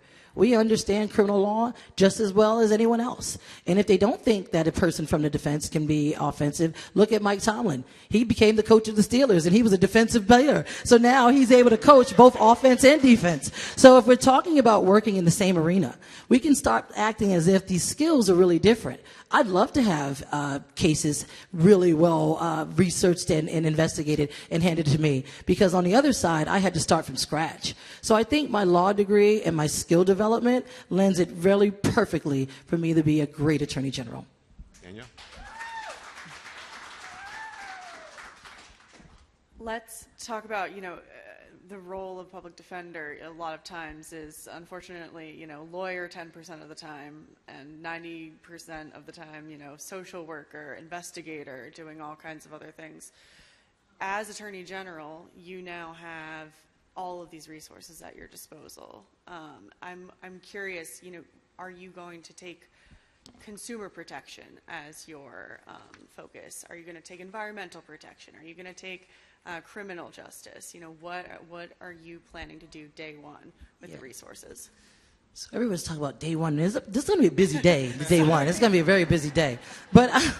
But I want to just set the record straight. So the Defender Association of Philadelphia has a multi-dimensional approach to representing clients. So we had social workers, we had policy, and I created it with policy and other things. So we did have that wraparound service. I'm used to talking to folks out in Perry County. I know, poor Perry County. But in any event, with respect to going to an office that has even greater resources, there are things that I know that people are dealing with and struggling with that they're suffering in silence. And I want to provide more financial protections to people. Life is too expensive. I want to help people afford their lives. And there are a number of ways that the Attorney General's role can do that. Bob Casey passed the Anti-Price Gouging Act, giving states' attorney generals greater latitude to go in and really push back on big businesses who are predatory, who are stealing money from people's pockets, food from their tables, and roofs from their heads. That, to me, is a public safety issue. If you don't have stability, you don't have much. So I want to deal with that. But I also want to deal with healthcare access, because there are a lot of people being denied the basics quality of service, and women are at the forefront of that. So that is something that I am going to be looking at widely. I also, of course, we need to stop gun violence like no other. But the Attorney General can do more from the prevention side. And I want to see the people who are in the business of selling and dealing guns illegally held to the same account as a kid on the street corner making stupid decisions. It's time for us to make sure that we cut the snake's head off and not just focused on the tail. Thank you. Marcel? So under your administration, could you talk about how Pennsylvania would be business friendly, or would it be, right? Because you've talked a lot about going after folks in the boardroom, large corporations, which, you know, every candidate has, but I know you've had a particular emphasis on it. So let's talk about the other side of it. Would it be business friendly in Pennsylvania? Absolutely. Listen, I want businesses to thrive. Businesses thriving allow jobs to be created, allow public safety to go up. So where there are good business models, we want to uplift those. I want to work with businesses. I want to be co-educated by businesses. And I also want to work with businesses who want to do good work in the DEI space. This is where Republican attorney generals are trying to tear it down. They're trying to use that affirmative action ruling and apply it to the business sector. No, we need businesses to understand that our communities need more opportunity to see themselves within their business practices, and your product has to be conducive for all different kinds of communities. I want to make sure that good business is protected, but where you're bad actors, that's when you're going to have to deal with me. So don't be a bad actor, and you'll be fine. Thank you. You said that you lost the battle against social media to your daughter? All of my children and my friends' children. How many children do you have? I have a lot, right? I have three of my own, and I have my friends' children too in my village. So we're all in there. I think a lot of parents can identify with that statement, losing their children to social media, and many people think that this might be the cigarette smoking of our day. We're raising a generation that is more anxious and more predisposed to mental health issues. What, as Attorney General, could you do to help these kids? Yeah, so thank you for that question, because this is probably one that my children always go boo when I talk about it. But I really do know that there is a huge connection with social media and mental health, and of course some of the violence that we're seeing because of the norms that are associated with the algorithms that have been created to make sure that kids are addicted. You know, the endless scrolls. That is a rabbit hole that kids go down. There were studies saying that kids stay on that TikTok for almost 12 hours. Some can stay on for 12 hours in one day. That is absurd. And this is designed to make sure that they are targeting that age market that they know are more prone to being an addictive nature. There's almost always a pop-up that allows kids to be distracted and then really mess with their concentration levels. I think Meta has designed algorithms that they know are addictive in nature, just like any other business practices understands the marketing and the power of their algorithms. And if it's creating harm, they should not only have to fix it, but they should have to pay for that harm. You know, psychological opportunities, they say they're abundant, but they're not reaching every household because some people just can't pay or afford for that appropriate level of care. We need to make sure that business practices are not creating more victims with their business. And if they are going to do business in our Commonwealth, they need to do it with the protection and safety of the people that are going to consume their product. What doorway do you see in advance of this that you could go after these social media companies as prosecutor? Well, as the defender of consumer protections, it's in the consumer protection area. This is where 42 attorneys generals has already started a lawsuit with Meta. I don't think Pennsylvania was one of them, and I would definitely join those lawsuits as Pennsylvania and bring whatever resources back from that lawsuit, because I do think they're going to be successful, because this is a bipartisan issue. This is not just attorneys generals that are Democrats. This is Republican attorneys generals as well. And the way we're going in our congressional hearings, you can see we're moving in a direction of really stopping these bad practices. So I would use it under the Consumer Protections Law and an enforcement tool in the Attorney General's office. It's the one unifying issue for both parties. One of a few, but yes. Danielle. What are the other unifying issues? I have yet to see, but I would hope there's going to be more. I wanna ask about pardons. So one of the hats that you will wear as Attorney General is sitting on the Pardons Board, and giving a chance to folks who sometimes need a second one, sometimes feel like they never had their first one, right? What will be your approach, especially when you have folks coming before the board that are serving life sentences and need unanimous consent? So that would be more of a commutation. When people are in jail and serving sentences for a lifetime, that's a commutation. But there's a pardon for people that are already out in our community, that are living amongst us, that are living with felonies that have been there for decades. They're no longer that person, and they just need the ability to get a better job, to make better wages, or to even volunteer at their kids' schools. These things are weeding people out of qualities of life that are unnecessary. And if we're going to restore people decades after they have already paid their debt to society, we need to release them from that scarlet letter on their back. So I would be using that pardon to make sure that people who deserve that chance to be a part of the new economic climate that allows us good paying jobs to do so, because a lot of jobs are still weeding people out that have old convictions. And Pennsylvania is one of the only states that does not allow for those convictions to expire after a while. New Jersey does, but Pennsylvania allows you to have that for life unless and until you get a pardon. And let's talk about, those folks who are seeking commutations. They see that as one of the tiny windows they have. Another one of the tiny windows they have is perhaps if they get their conviction overturned or they get another chance. That's a unit that you would be responsible for if you are Attorney General. So what is your approach to conviction integrity? What would you look at once you get into the office? So, I'm sorry, the commutation or conviction integrity? Sorry, I was trying to transition. All right, that's okay. We can roll with it. Yeah. Conviction integrity? Yes. All right. So, in terms of conviction integrity, I do think that some people need to be able to review the wrongs or the rights of the past. And I think the Attorney General's office is in a good place to do that independently. For me, I would have no real stake in what had happened before. So I would be able to review the record to see whether or not is there something here and does this meet the standard of conviction that we would have in today's time. Because I think we know from cases that happened way long ago that there are standards of practice that we would no longer find acceptable now. And I know that as a public defender. It was so different being a public defender in the 90s than it is in 2024, because we know better, we do better. So I would be looking at all of those things, and of course looking at how long has this person been in, and if they are released, are they going to be better in society or are they not? Because that is a part of the analysis too. We have to release people so that safety is at the utmost in your mind. And there are a lot of people that have a lot of support out there that are waiting. People are waiting for them to come home, and they're willing to offer that support. And there are some that just don't. And so we're going to have to make sure that whoever we release, we do a full examination, individual examination, to understand what happened to them in the past, who they are now, have they had a good record while inside the prisons, and when they come out, will they be supported enough to sustain? Thanks. Marcel?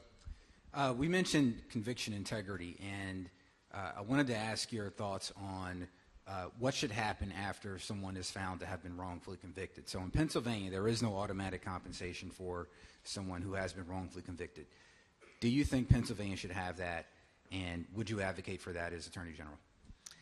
Yes, I would. And I know it's a hard thing to say because it is going to be coming out of taxpayer dollars. But I think that we need to be more careful on the front end. And this is where if we don't want to have to pay people for the wrongs we did to them, then we need to make better choices on the front end to ensure that justice is fair and final. Because if we have to overturn convictions because people cheated or made mistakes or people lied or people used people as disposable for political expediency, then we shouldn't be allowed to take away someone's life and not pay for that. So I would advocate for that. Thank you. Most admired leader for you, and also a couple of buzzwords, leadership style. Yeah. So I was just reading a book about Eleanor Roosevelt, and I thought she was a very inspiring leader. She was the first lady, but she really ran the country at the time. And I'm sorry to say that, but you read this book, and she did do that. And I thought she was patient, she was learned, she was visionary, and she was collaborative. And she was able to bring, at that time, what they were calling in the book, the Negro vote, over into the Democratic Party because they were Republicans. And it took a lot of really being in connection with who you are and what your passion and priorities are, standing on those, even in the face of adversity. And she did a great job. And I really did admire who she was to the country at that time. Keir Bradford-Grey, thank you for joining us. Thank you. Thank you. Thank you so much. Thank you so much. Thank you. Jared Solomon.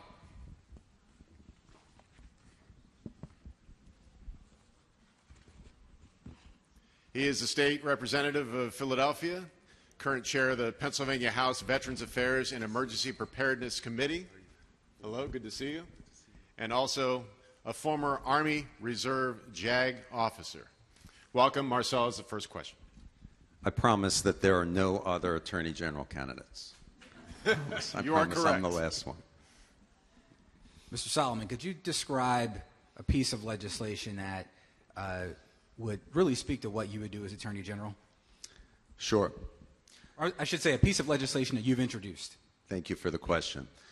I think that one of the things that our next Attorney General does, and attorneys general are doing this all over the nation, is we need to be nimble and work in a difficult environment to move legislation forward.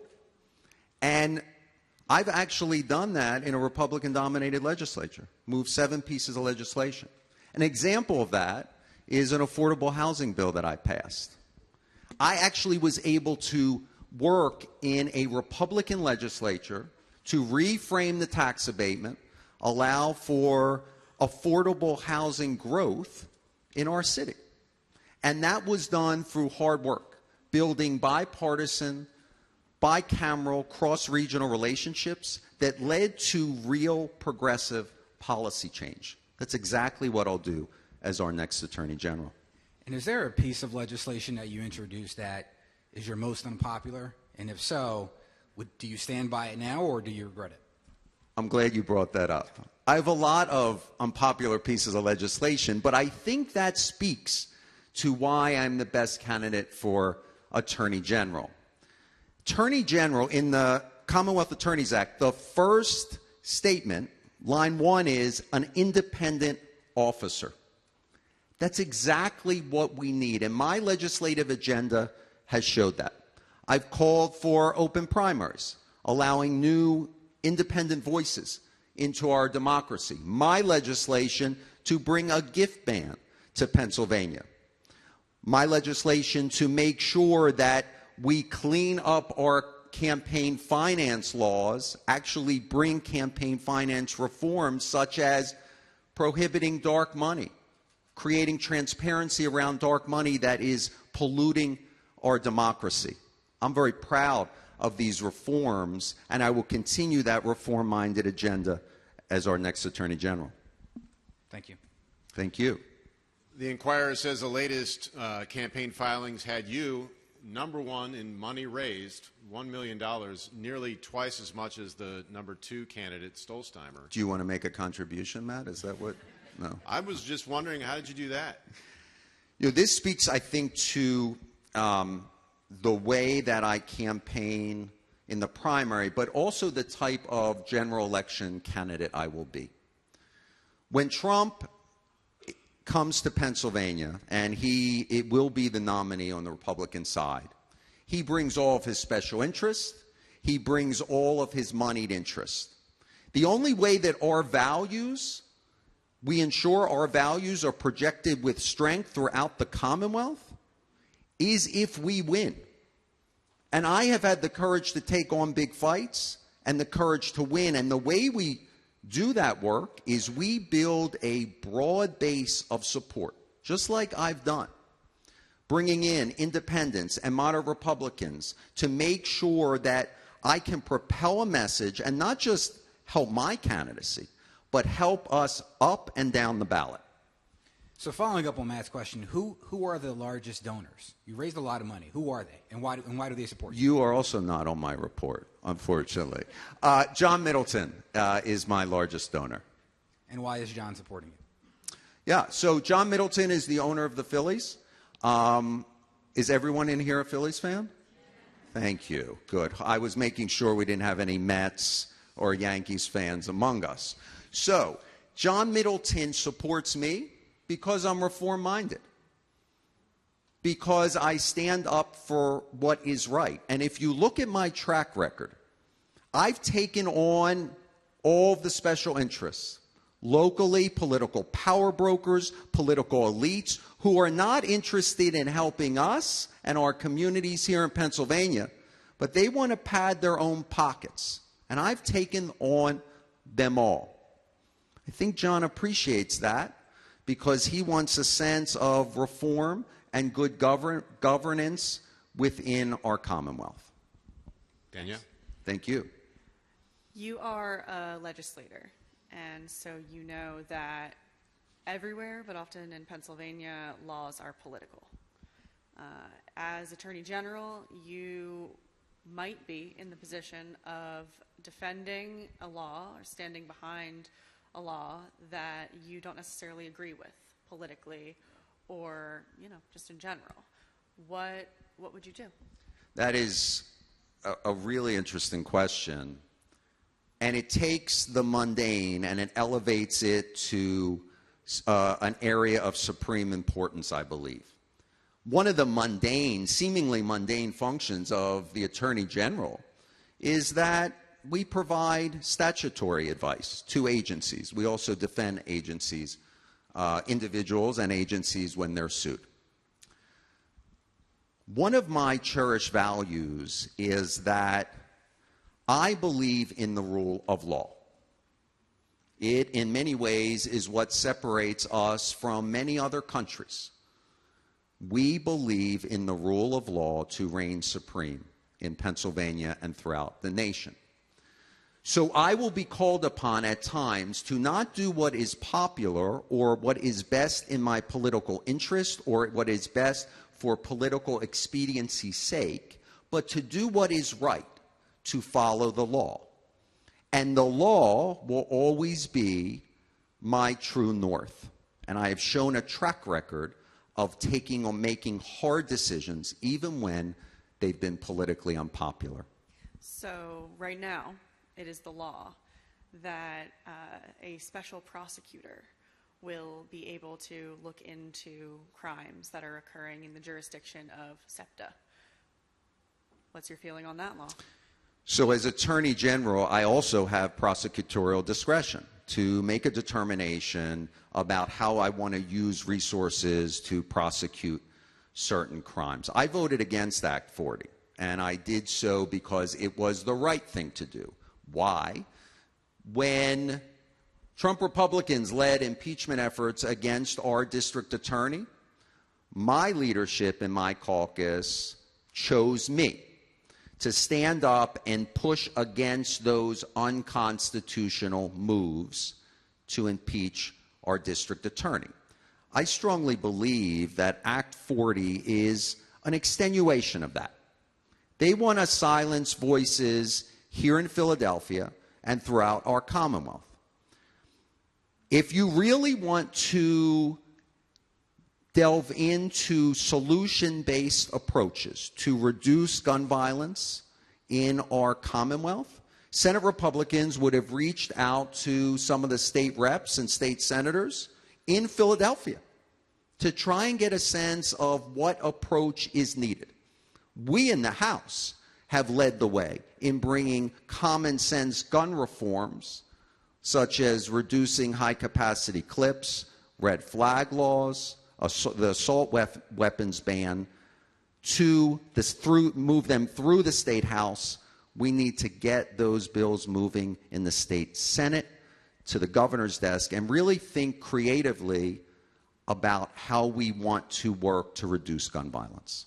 So let's talk about actual solutions, right? Because Sure. After Act 40 was passed, in early March, we saw a string of shootings occurring in or around SEPTA stations or stops. I believe we saw 3 folks who were killed and also, I believe, 12 who were injured from shootings. So what should happen? What's the solution if it's not Act 40? So let me tell you about what I'm doing in Northeast Philadelphia and how I believe that maps onto all 67 counties, because it's working in my neighborhood where we've been able to reduce crime and increase opportunity. I've taken a very expansive view of what safety means in our neighborhood. I believe it means enforcement, investment, and protection from special interests. So, for instance, on the enforcement side, I located a top-of-the-line mental health provider, brought them to my neighborhood, and I also brought a new police district there. So now we have diversionary programs in my community. Frees up the police time to do more of the community policing that we talk about, but we're not doing enough of in our city and throughout our Commonwealth. It's also about investment. We have an amazing Penn study that came out a few years ago that shows strategic investments on blocks in the form of lighting, cameras, professional street cleaning, and others reduce crime, gun violence by up to 22%. In my neighborhood, I brought back our business corridors, took blighted parcels, made them into new sparkling community parks, revitalized our rec centers. Crime has gone down. We need to be doing that throughout our city and state. And then on the protection from special interest, I would take on the ghost gun manufacturers head on, but I would also bring the Gun Violence Task Force, which is my legislation, to all 67 counties. This is a model that works. It is a partnership between the Attorney General's office, and I added $2.5 million per year to this model. Attorney General gets new agents to investigate gun-related crimes, and the DA, local DAs, get more money for line DAs to prosecute those crimes.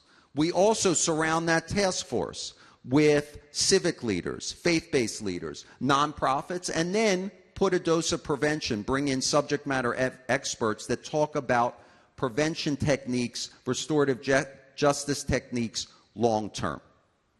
This works. This works. We need to be doing this all through our Commonwealth. Governor Shapiro said as governor he would not issue execution warrants for anyone on death row, which currently houses about 97 inmates. The Commonwealth has not executed anyone since 1999.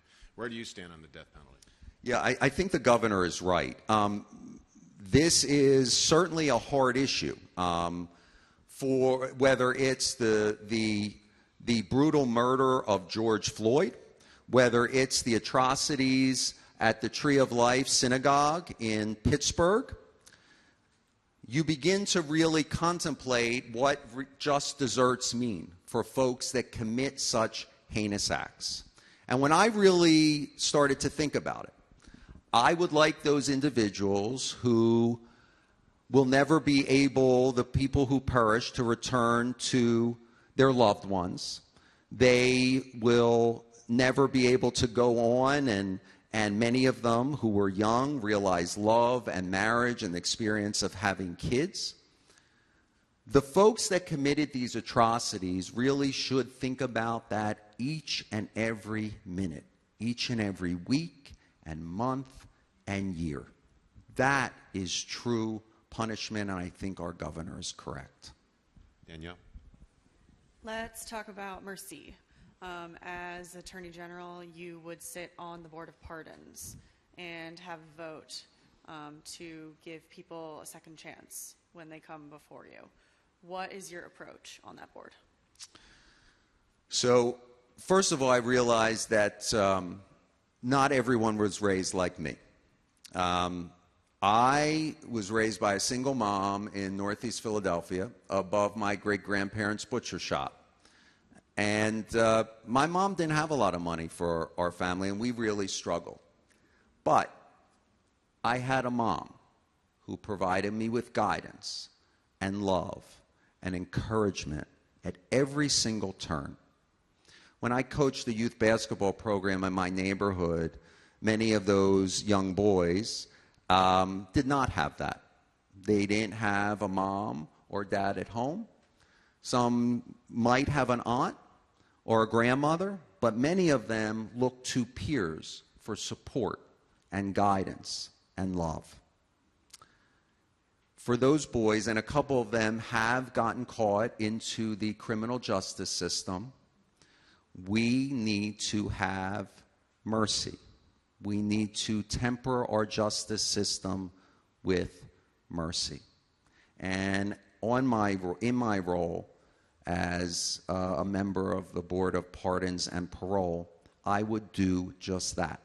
I support our Speaker's legislative change to change the voting requirements, to get more folks, at least to the governor's desk, to review clemency issues. We need to do that. Every civilized system of justice must be tempered with mercy. So I just wanted to clarify, you're saying that you support, you would support legislation, and I guess it would have to be a ballot initiative, that would make it so that commutations don't have to be unanimous, or?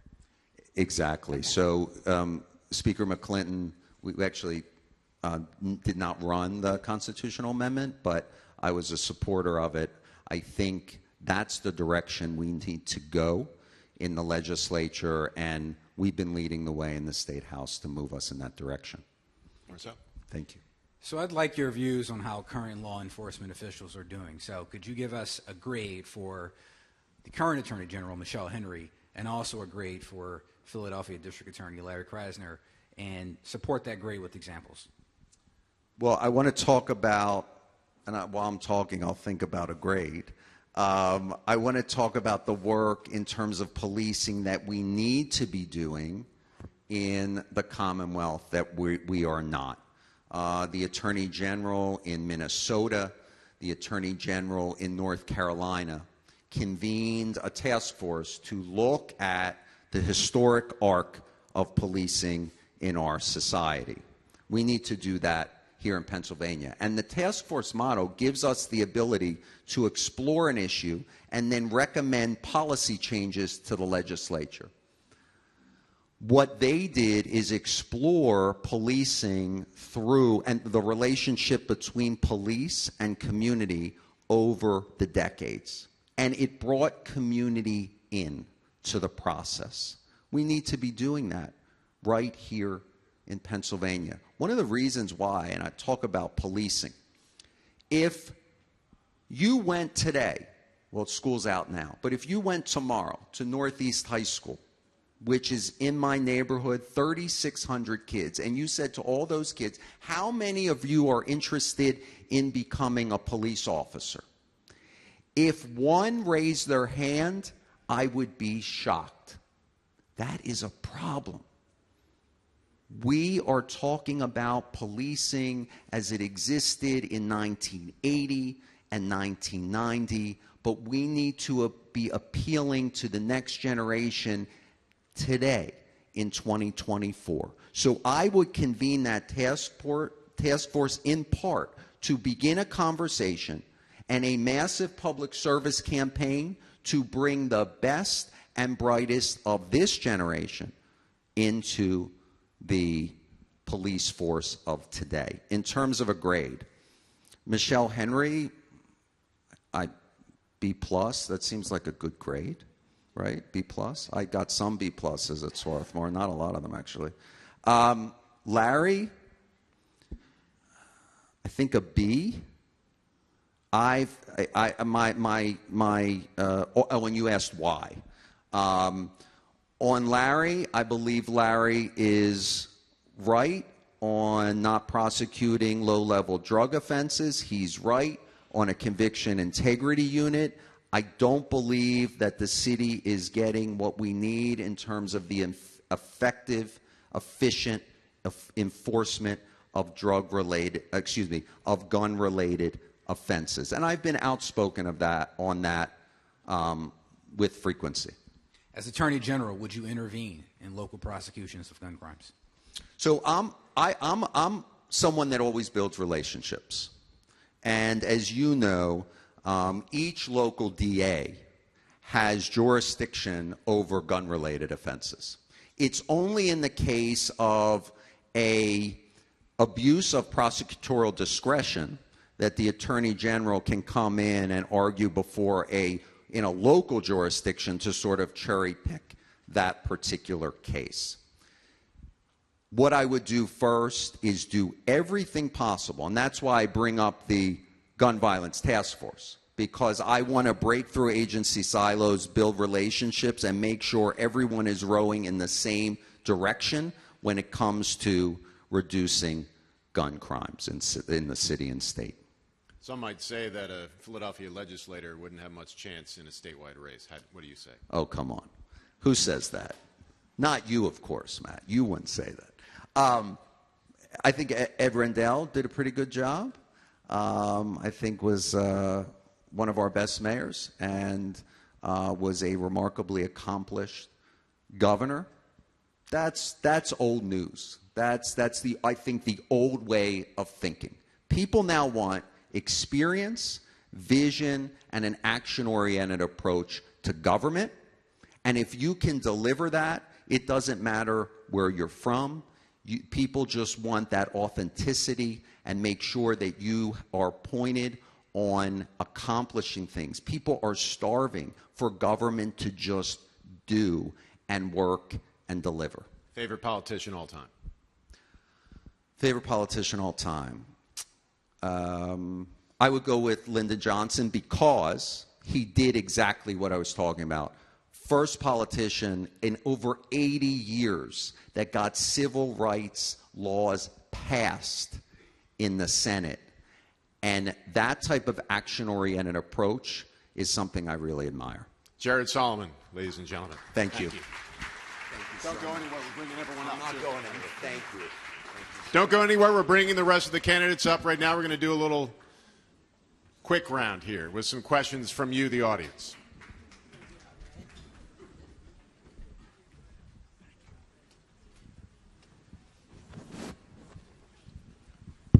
Jump in at will. Explain why you are the candidate who is most likely to win in November. Because I'm a woman, and women are going to carry us over into November. Women know what's at stake, and I'm a very qualified woman, but women know what's at stake, and women are about 62% of the electorate. Anyone else? We've been electing attorney generals in Pennsylvania since 1980. 5 of the 6 people have been prosecutors. One was Josh Shapiro, who's kind of a unicorn in many ways. We are going to elect a prosecutor this year. The crime that's happening across the Commonwealth is going to be the issue the Republicans are going to talk about nonstop in this election. I am the only elected prosecutor sitting here today who can defend Democrats and say we're not tough or we're not soft on crime, we're smart on crime. I've got the record to actually win this election. So I agree. We absolutely have to win the argument on public safety, and we have to do more than that. Democrats don't just have trouble winning this office in most years, but this year we have an enthusiasm gap we need to close. And that's the reason that I am going to not just win this primary, but win this general election.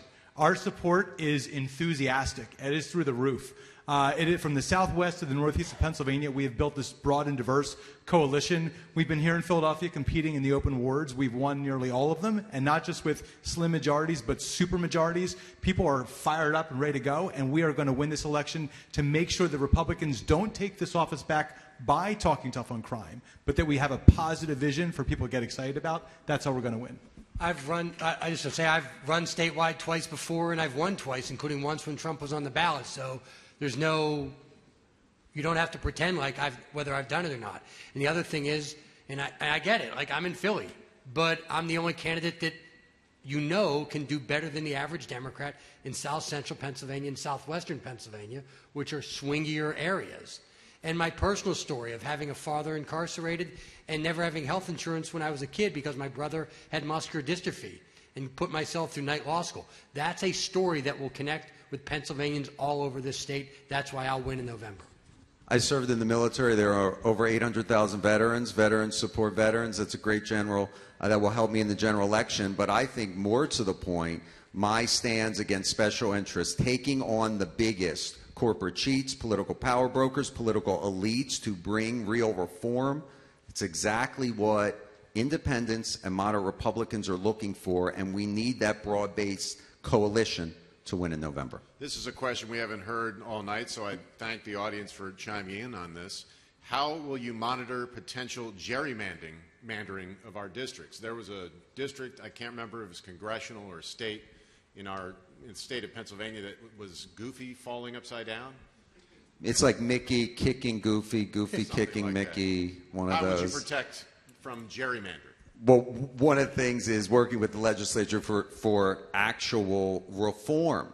So I have led the way to bring a independent commission that actually allows all of you to, through an independent commission, draw your own districts instead of politicians deciding and political power brokers making the decisions for you in smoke-filled rooms. That's a step I would definitely take. Anyone else gerrymandering?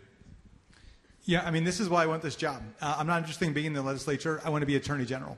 And, you know, the reforms that we saw in 2018 by our friends at the Public Interest Law Center, right, working with stakeholders who understood the law, had a vision and the values and a plan to get things done, that's why we got fair maps. It wasn't the House and the Senate holding hands and giving the governor a bill to sign. That's the same reason, it's some of the same people that put our public education system on trial and finally got fair funding. With the power of the Attorney General's office, if you understand the Constitution and you have a plan for how to get change through the courts, there's no limit to the great things we can do, including protecting the right to vote, which is what gerrymandering endangers. Gerrymandering, anyone else? Look, the voters should pick their politicians, not the politicians pick their voters. We all know that. The reality is if we now have a Supreme Court that will uphold one person, one vote, and that you have to have a constitutional map. So we now have a situation where if the legislature passes a map that doesn't meet the test of the Pennsylvania Supreme Court, we can file suit against that and hold that map out as unconstitutional. Yeah, I agree with Eugene. I mean, the Attorney General is now an independent office for a reason, and that's to bring legal action on behalf of the people of the Commonwealth of Pennsylvania, not just the politicians. For me, gerrymandering is a form of voter suppression, and so we will make sure that voter suppression is not going to be warranted under my administration, and we'll use the civil rights protections arm to ensure that there are fair mapping and fair districts, and if not, we'll go to court. Danielle has another question from the audience. Yeah, so we spoke a little bit about, the AG's office does have a conviction integrity unit. The audience is seemingly not impressed. So they are wondering, are you planning on beefing it up, making it legit, taking it statewide, and really, running through cases? Absolutely. I think that conviction integrity is something that we need to be able to right the wrongs of the past. And I'm going to just say this in terms of us always following or being afraid of what the Republicans are going to do. They do not own law and order. They have a rapist president, a defrauding president, and someone who has 4 criminal cases. So if we can't beat them on law and order, then we're in trouble. So for me, I'm tired of cowtailing to that narrative that allows us to pick these safe people so they fit into that neat little bucket. No, it's our time to talk about what our party is going to do, and we're only going to excite a base of people if we're starting to go on offense, not continually be kowtailing to their narrative. Any more responses? Yeah, so the Attorney General, as I mentioned earlier, does have a conviction integrity unit that I helped put in place as a district attorney. It is a statewide organization. Defendants or people who have been convicted of crimes can petition to the Attorney General for review, or district attorneys, like I did, can submit cases for an independent review by the Attorney General's staff. As I mentioned, the case I sent there was reduced. The charges for first-degree murder was reduced to third-degree murder, and the person who was convicted in 1981 is now on the streets living his best life. So I think the conviction integrity unit the Attorney General has is a great first start, but of course we need to continue to make sure that everybody who has a chance or has a need to have their case reviewed actually gets it reviewed. And I'll agree with my colleagues, but I think the missing part here is, we have 67 DAs in Pennsylvania, and each one of them either has or can have a conviction integrity unit. What's unique about the Attorney General is the Attorney General gets a seat on the Board of Pardons, and that's where the real opportunity to really go to the next level and do what a DA can't do on their own, which is address not just individual cases that come before that Attorney General, but to look at a whole class of cases, like a class of marijuana convictions that were the result of unequal enforcement of the law. I am the one candidate up here who is not from a blue county. Bucks County, as much as we might want to think it is, we have Brian Fitzpatrick in the Congress, right? We have Republicans have held onto that DA's office. Voter registration continues to tick up towards Republicans. But we are a battleground swing area where we can sometimes get things done on a bipartisan basis. And one of the reasons that when I became the county solicitor, we were able to get the first ever pardons and expungement unit is because I did what I will do as Attorney General, which is leverage my credibility as a prosecutor, not just to win an election, but to make sure that we get the buy-in for folks to understand that giving people a second chance, giving people a chance to have a fresh start, it's not just good for them, it's good for the whole community. That's a holistic view of public safety that the Board of Pardons can be a big part of, and that's the magic of how the AG comes in. We have an affirmative duty as attorneys to right wrongs. That is what justice requires, and the Michigan Attorney General has done great work here. So what she did is she brought in the defense bar, she brought in law schools to do some of this work, review prior convictions, and then take the results of that work and bring justice to a lot of individuals throughout Michigan. We need to be doing that in Pennsylvania. If I could just add, so the job of the Attorney General is justice. That's the job. So if somebody was convicted that shouldn't have been, it's our duty to make sure that they get a fair hearing and potentially become exonerated. Same token, if somebody did something wrong, we should make sure they get appropriate punishment. That's the job of the Attorney General. Next question from the audience. Where on your list of priorities is the assurance of safe and fair elections? What is your plan? Who wants to jump in? Well, I've been on the front line of that 4 years ago. I was District Attorney of Delaware County when we had the 2020 election. And there's a group of people who believe that the entire national election was stolen in Delaware County. They've actually written a book about this. They slander me throughout the book. Couple good pictures, though, so that's okay. And they continuously come to our county council meetings and complain about what they say is a fraud. As a chief law enforcement officer of the county, I investigated every single claim, and I knocked down all of them except one. I found one person who illegally voted fraudulently their dead mother for Donald Trump. And that person was prosecuted and held accountable. You have to have the credibility to have been a criminal prosecutor to investigate these matters and stand before the public and say, I stand behind this election. I stood shoulder to shoulder with Josh Shapiro doing that in 2020. I can do it again in 2024. Actually, that's really defending our election laws. So you can have the credibility of being a defense attorney, too, and defend good practices and good policies. But also, election and voter suppression happen way before election day. They happen in whether or not people are getting the accurate information. Drop boxes are being placed in communities that are more vulnerable or more encouraged to stay home. Information that's coming out during texting, telling people they can vote online. And so prosecuting people, making sure that if they're giving wrong information or targeting vulnerable populations, they will be held accountable. But really working with our elections judges to make sure that we understand what's happening in real time. We want to have an election hotline on election day to know what's happening and who's being either threatened or intimidated or told the wrong things to do so that we can deploy right away. We need to get in front of this.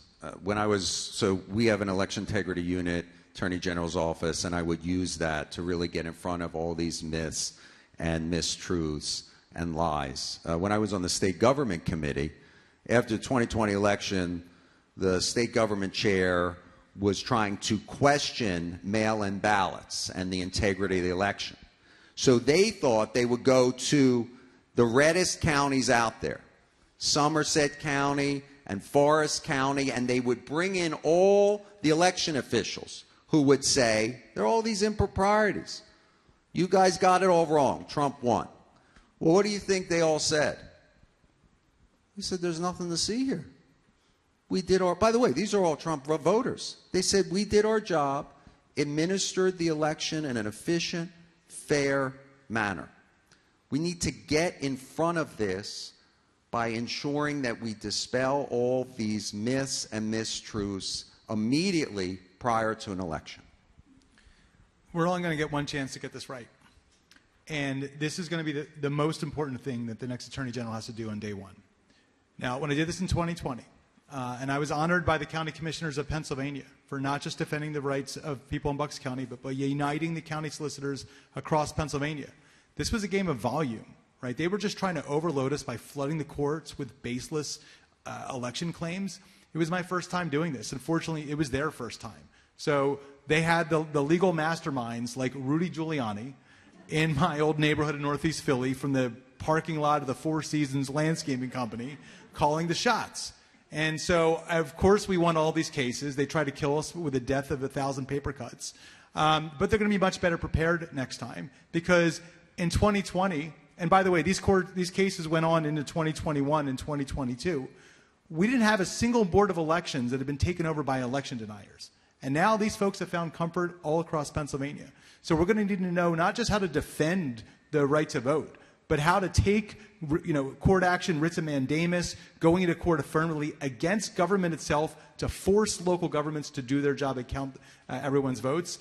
This is going to be critical. It's going to be the top day one priority, and I don't think we can have on-the-job training for this most critical function. Yeah, I believe you got to do three things. Number one, you have to constantly communicate with the public. I think Josh Shapiro did a great job of that in 2020. One of us, look, I'm fighting like the Dickens for it to be me, but one of us is going to be there. You've got to make sure you're constantly communicating with the public. Number two, you've got to be proactive, whether it be preparing for every single suit, like I did in 2020, investigating our voter registration security systems. But you have to be prepared for every single potential suit. And number three, to be blunt, you got to have guts on this one. And I'm going to say this, I think we've all got that here. Again, I'm biased, but look, what I want everyone in this room to know, because this is important. Dave Sunday and Craig Williams had a televised debate. One of us is going to run against one of them. They could not look into the camera and say Joe Biden won the election. So let's be clear about this. That's what we are up against. The Republicans will nominate a candidate for the chief law enforcement officer and the highest lawyer in the state who can't look the people in the state in this eye and say Joe Biden won the election. We cannot have that happen. One more question, and Larry Platt has a closing remarks. Much has been made about this office being a springboard for governor. Mr. DePasquale has also already said that he is not interested in being governor after serving 2 terms as Attorney General. Anyone else not interested in being governor one day? No interest. I only go into a job thinking about that one, not the next. So I can only focus on what I'm doing here. Yes, no? I'm the old guy here, Matt, so I don't think I'm actually going to be able to do it. What I've done is I've tried to improve every community I'm in and then look for the next challenge. That's so what maybe. I'm going to do. Larry Platt, ladies and gentlemen. Thank you. Thank you. I want to thank these candidates. I also want to issue 2 challenges to you guys. Before I do, I want to thank our great questioners here. Matt, Danielle, and Marcel have been terrific. So the 2 challenges. One is my favorite AG in history, and I'm going to challenge one of you, to, if you're lucky enough to win, to live up to Bill Baxley. Bill Baxley was the Attorney General in Alabama in 1976, and he reopened the Birmingham case of the church bombing and received a letter from Dr. Edward Fields, the KKK Grand Dragon, threatening him, criticizing him for reopening that case. This is the case where the 4 young girls were murdered in 1963. On AG letterhead, Baxley put doctor quotes in addressing Dr. Fields and simply wrote, "My response to your letter of February 19th, 1976 is kiss my ass." He then went on to charge and convict the mastermind of that bombing and 29 others, Robert Chambliss, in those bombings. And Chambliss went away for life, and today, thankfully, he's staring up at us. Now, that's an Attorney General. So that's one challenge, just to put Baxley in your head. And the second one is one that we asked of our mayoral job applicants last year. Would you be willing, if elected, to come back after a year, your first year in office, to this very room, with this very crowd, for a yearly annual performance review? Can I see a show of hands? All right. That's very cool. I can't thank these candidates for their public service enough. our questioners, our partners, and mostly you all for coming out on a Monday night to be citizens. Thank you very much.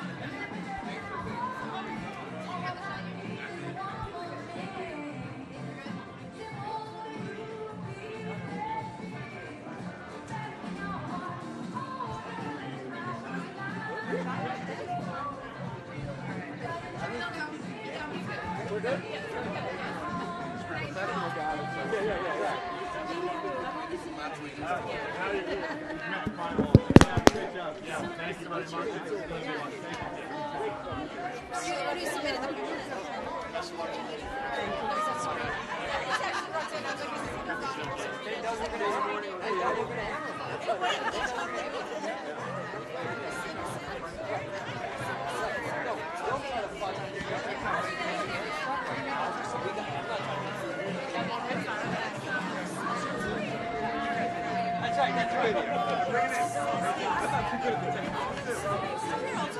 right.